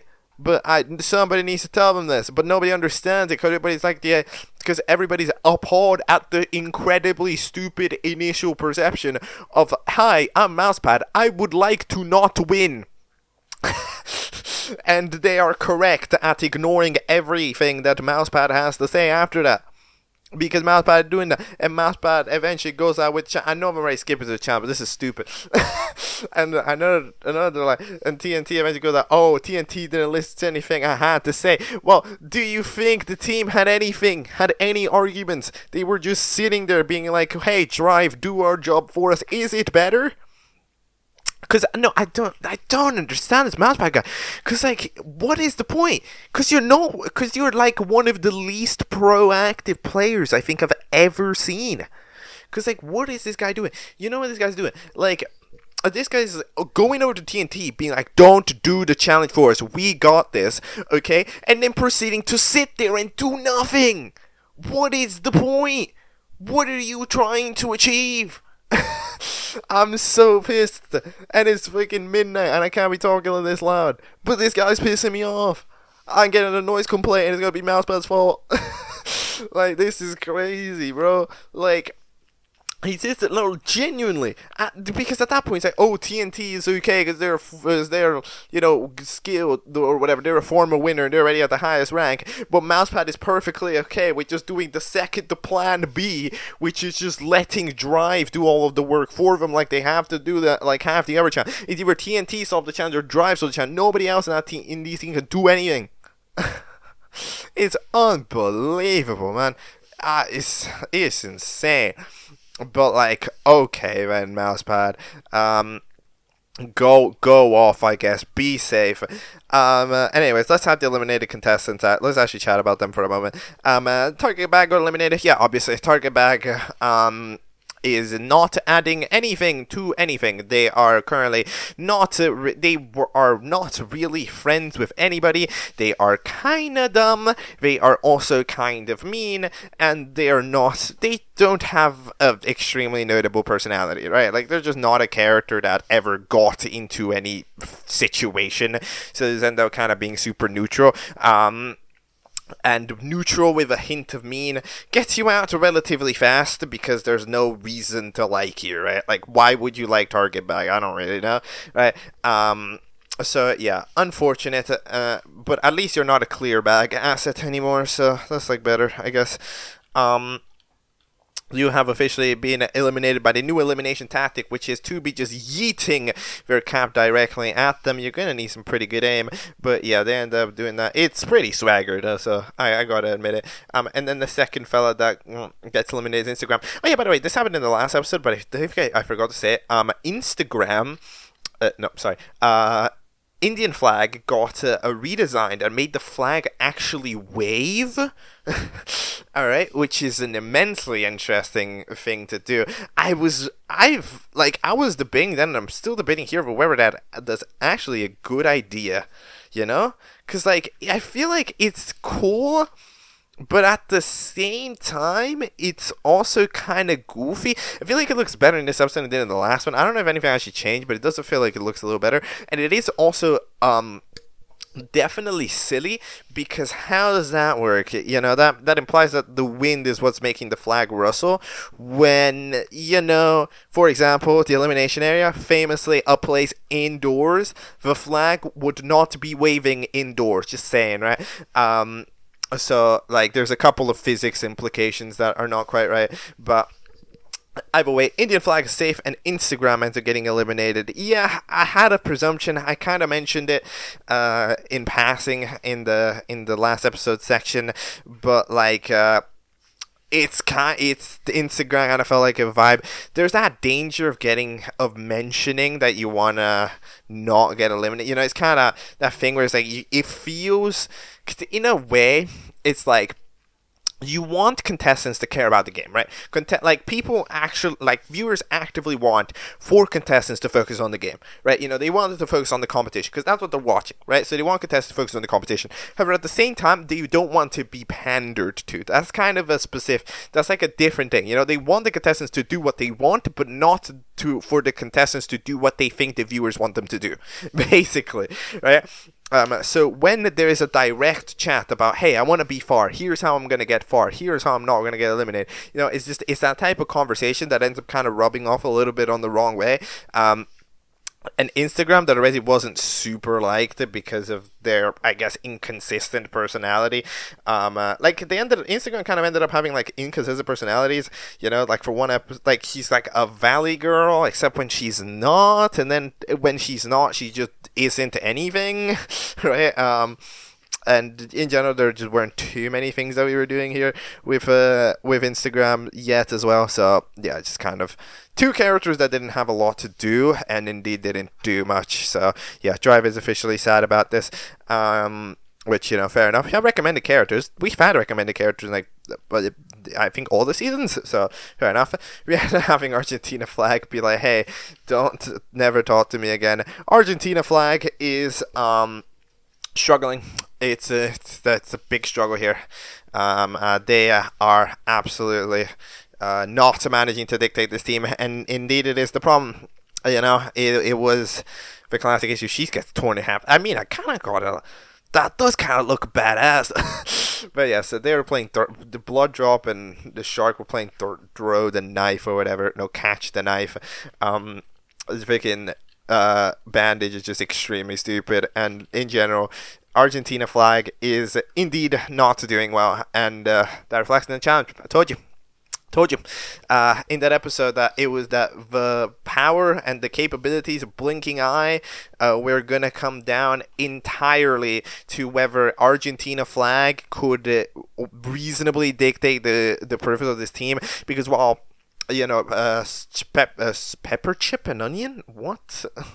Sour cream and onion chip is a serious fella. They're not a leader, right? They're a voice of reason for a plan, but they're not a voice of plan forming, right? Argentina flag had the potential to be a plan forming. However, this team has demoralized them to the downhill, right? Which means that they're not managing to sort them out as an idea, because again, they have the physical capability of sorting out an idea, right? Of if they have the same idea in their mind, they could get it to work. However, this team can't get under the same umbrella, because they've all got these extreme types, right? these extreme goofy types are like they've all got 5 brain cells, but the brain cells are all in different parts of the brains for each person, right? So like they got to get united under the same umbrella, and then they're gonna excel, right? But you can't, which means that there's gonna be half-assed efforts, right? Kind of like, the like Uno card having to kind of YOLO it by just stacking a bunch of fucking Uno cards together. Like, don't you think that team would have done so much better if there was a global united effort to help out in that plan? But everybody's off in their own little world, and there needs to be an Argentina flag there to help them out. But Argentina flag has just decided to sit there and wallow. And that team officially loses. Of course, they lose by an inch, but whatever. They lose by an inch based on, like, writing. They lose. Okay, look. No, sorry. They lose. Not necessarily because of writing. Technically because of writing, but they lose by an inch because the other team didn't actively sabotaging themselves. But like, if you think about it, if that team doesn't sabotage themselves, right, if TNT actually gets the job done, like, what, that team was gonna, like, Sheets was gonna get up there pretty quickly, get it down, then, like, they would have gone down. Like, that team would have been close. Like, they would have all finished faster. So, like, in general, it really wasn't. Really wasn't the way. Final 23, and then we end up having a defeat anime crashing. Let's go. That was really funny. But either way, basketball 30 meters up. Not gonna lie, I don't. It's the classic thing. Contestants have to hate on a challenge, but I really don't understand. Still, kind of. I think, like, again, like, it's a little bit. I start to get sort of I've noticed that, by doing a lot of catch-up, I've started to mildly get annoyed at certain tropes, and the trope of the contestants have to dislike everything a host is doing is definitely something that I've started to clock in a lot more. It's like, because it's like, oh my god, in the last episode you're complaining that the challenge is too easy, and here you get a hard challenge, and suddenly it's bad, and you always make impossible challenges. You take the simplest things and make them impossible, but in the last challenge, oh no, it's just find the cap, it's too easy, there's no twist. Like, what the fuck do you want? Like, dude, like, sometimes, dude, contestants are babies. The contestant, like, oh, the team names always have to suck for the host. A host has never liked the team names in the history of any object show. Tell me one object show right now and I'll give you $1 billion. That's how confident I am. Tell me one object show where the host likes the team names and I'll give you $1 quadrillion. Tell me one show where the contestants actively go like, that's a good challenge, and I'll give you $4 quadrillion, because it never fucking happens. Like, it's unbelievable. But anyways, we end up having the challenge take place. Apparently the Cobalt 511. Yeah, you see how Water just says this sentence?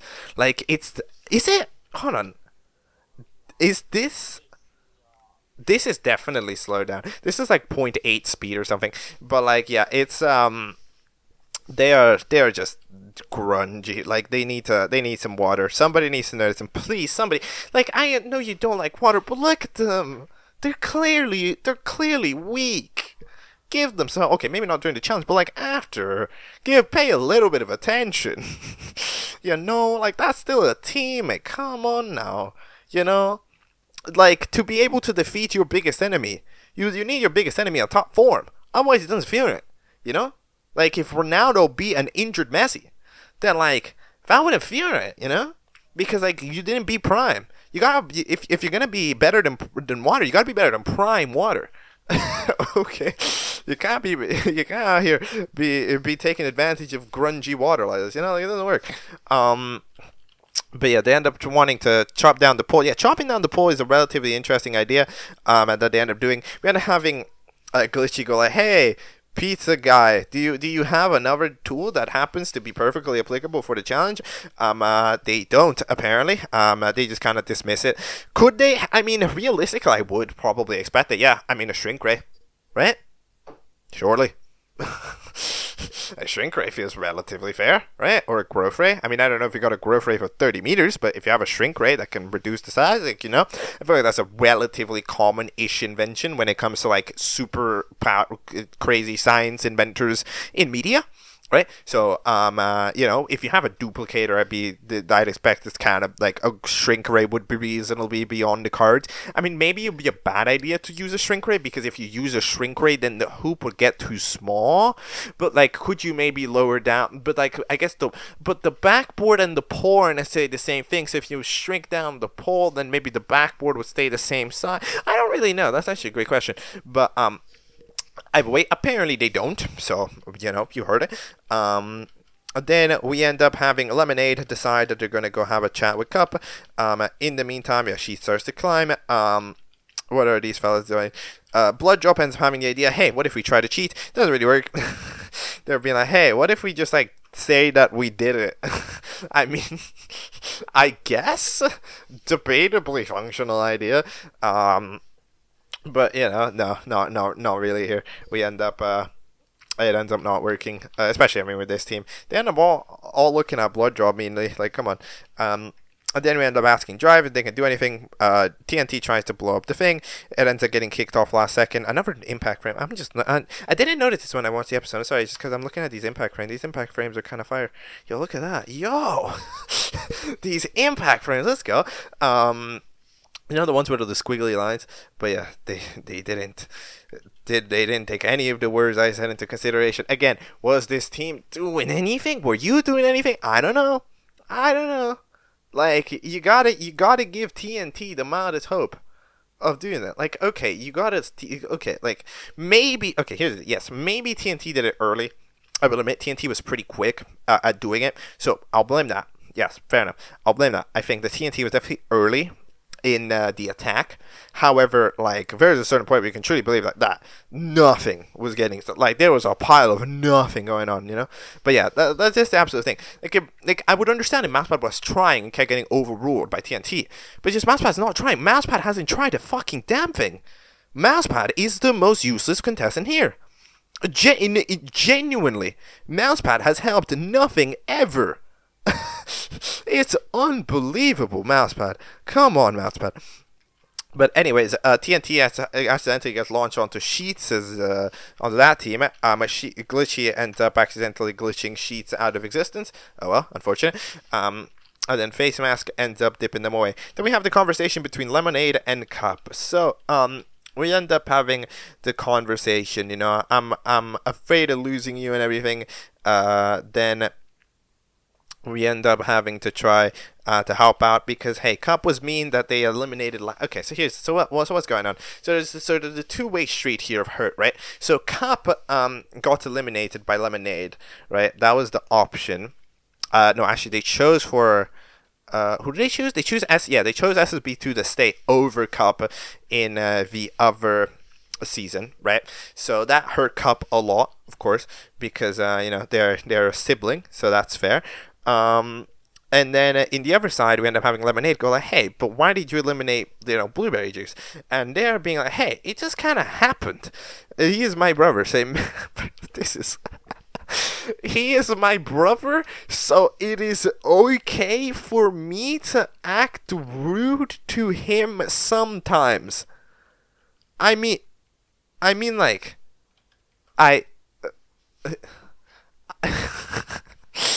that's a flabbergast of a line. What the fuck do you mean? What?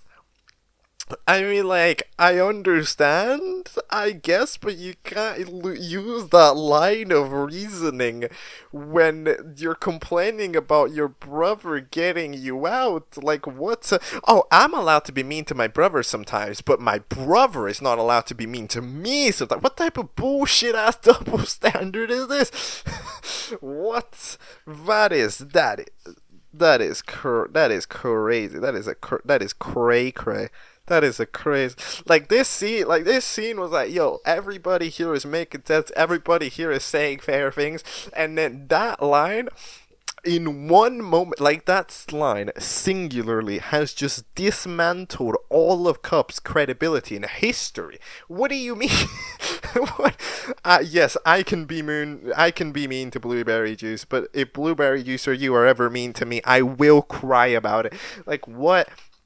Eventually Lemonade goes like, oh, Yeah, at the end of the day, they can't tell me who you really are. I'm my sibling. You're probably just some brat. You can make it, but at least I can try to. Don't apologize to me. I think Blue Ridge is somebody, it's someone you heard the most. Oh, by the way, shout out to the shot of the water reflection. That's relatively good. I mean, it's not exactly how that would look because of course it would be a bit more distorted, but like overall it's solid. Then by the way, the freaking. I'm not even sure what the hell happened. However, the water team's pole just kind of fell.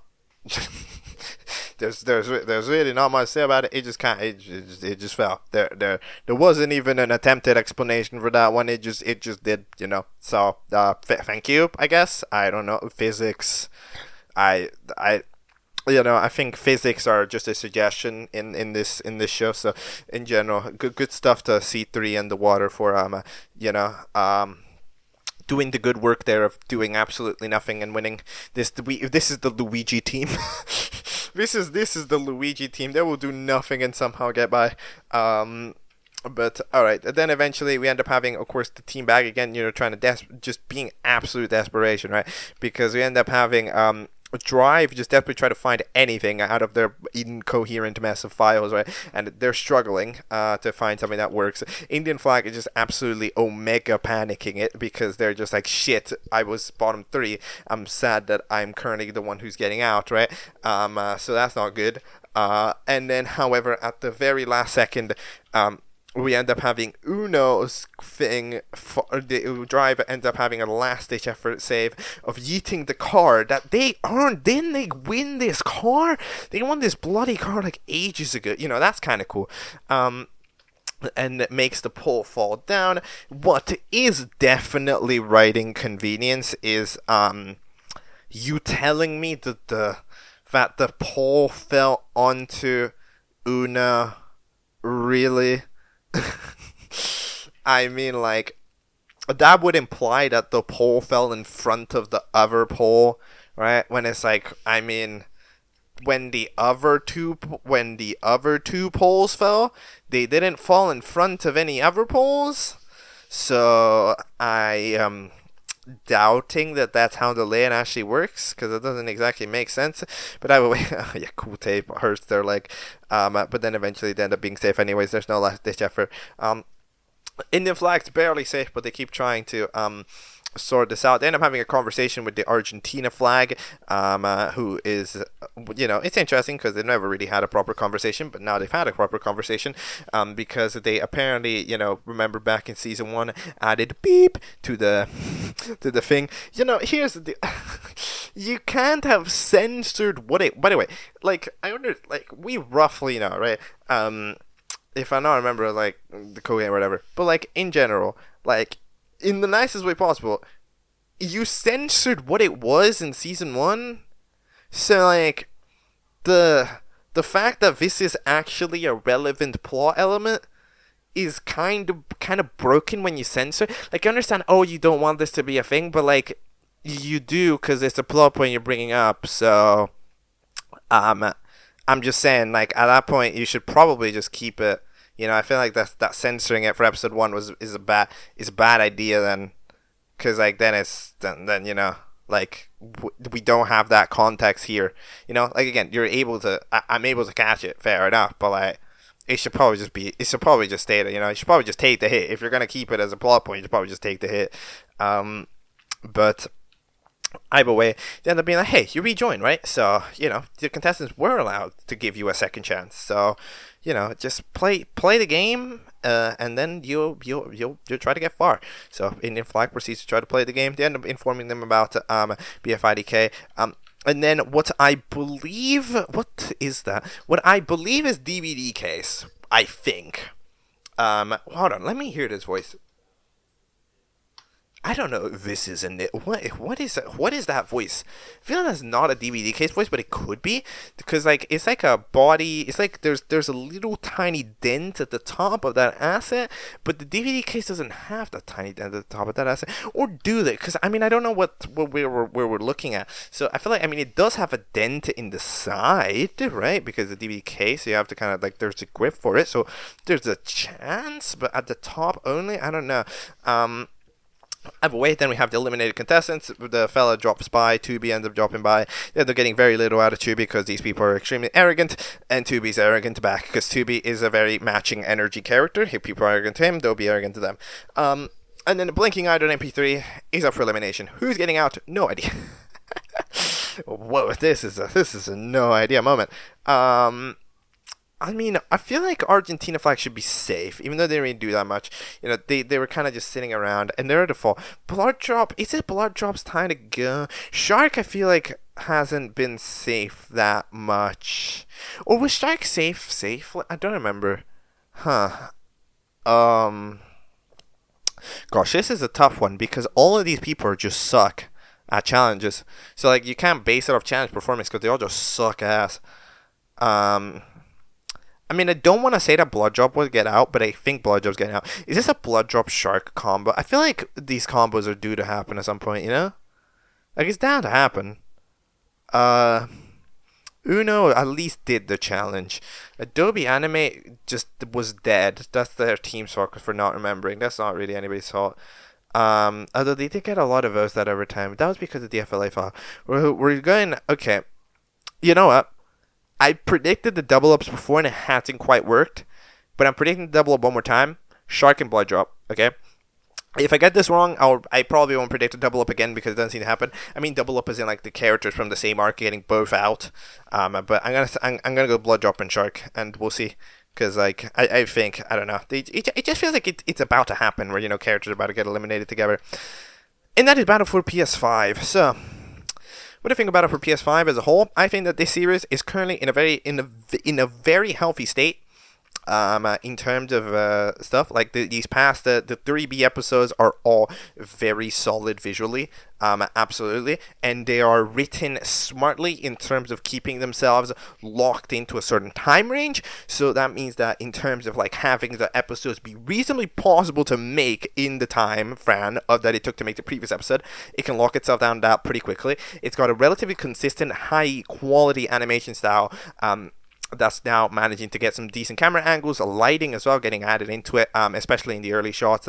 Like in the start of episode shots, you can tell. I mean, like, yeah, you can tell that it kind of locks in a little bit on those starting shots, and then it sort of shows itself out. However, it's getting a lot of unique shots into the mixer. So yeah, that's absolutely excellent. Audio is absolutely improved. While I was complaining about it, I was still a little bit in like episode 8. Now it's pretty much not a problem at all. Now it's really solved. So like on the technical elements, I think that this show's very solid. I think on the narrative elements, I think that like it's okay. I still don't believe that challenges here have been perfect. To be honest, like this is probably the theoretically better challenge that I've seen, right? However, even then, like, isn't this just a challenge from the latest episode of ODA? Like, this is just a challenge from Object Ascension again, right? And then I know that, BFP technically did the challenge, that's for baskets. Right, this is a challenge idea that's been done before, So, like challenges have this tendency to either be sort of not too epic, not too dude, because like that's just kind of the lame part about it. Like there aren't that many challenges here that I've genuinely could tell you this is a good challenge. Because like let's go here, episode 8. That challenge sucks. That challenge is terrible.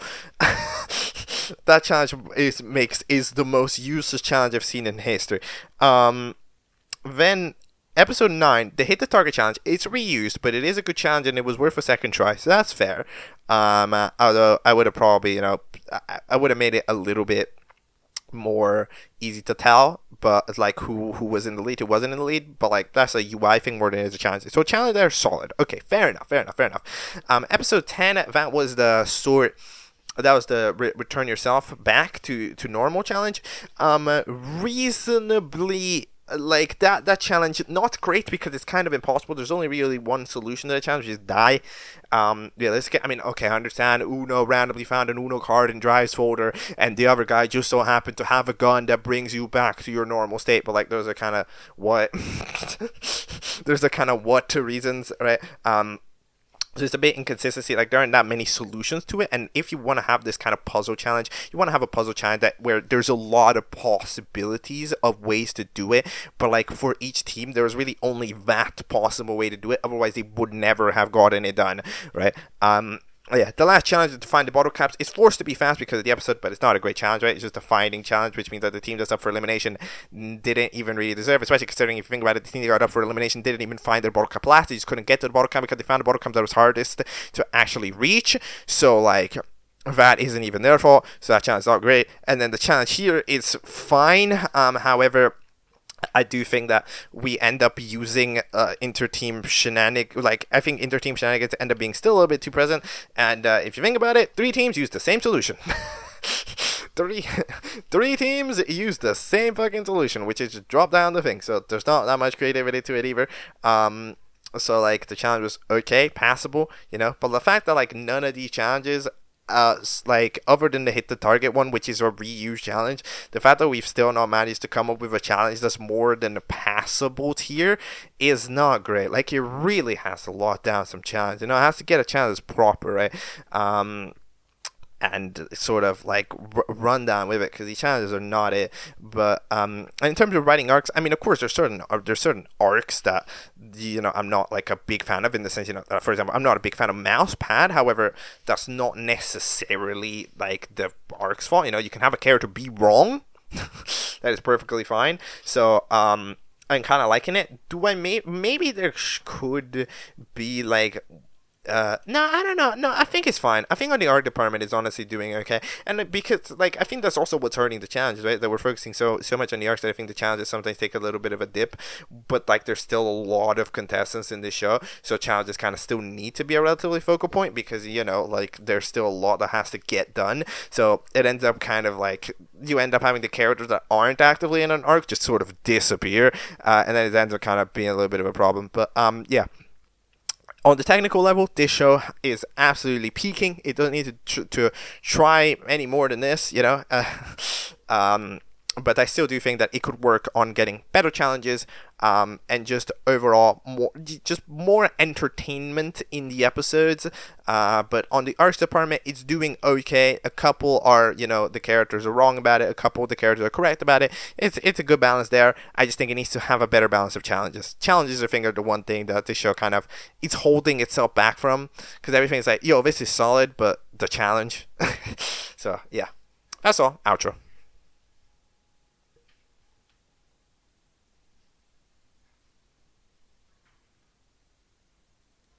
And that will be all for today's episode of Object Catchup. It is 1 in the morning. I don't really feel like doing an outro. However, we shall do the outro anyways, because that is Battle for PlayStation 5. I'm happy to have managed to get the video done today, because of course it was 3 hours, which means that I had to do a lot. However, as you can tell by the fact it's 1 in the morning, this video will probably upload at like 5 in the morning, and it's not going to be fun. But hey, we shall get the work done in hopefully not extremely long amounts of time. Yay! But yeah, that'll be all. I enjoy Battle for PlayStation 5. Enjoy seeing the journey of it. And hopefully we can get back to the things we are 1 billion years behind on not Valentine's Day. Hope you had a good Valentine's Day. If you did, you know, don't let me know. Actually, that'd be weird. That'd be weird. Like, you know, be like, oh yeah, my Valentine's Day was great. No, don't do that. But you know, I guess. Yeah, no, nothing. Just that's it. I really, dude, my brain is fried. It's time to go to bed. Like, I have caught up for everything for Battle for PlayStation 5. See you next time. Buenas noches, as Argentina flag would say sometimes if they feeling like speaking Spanish in Battle for IDK. Goodbye.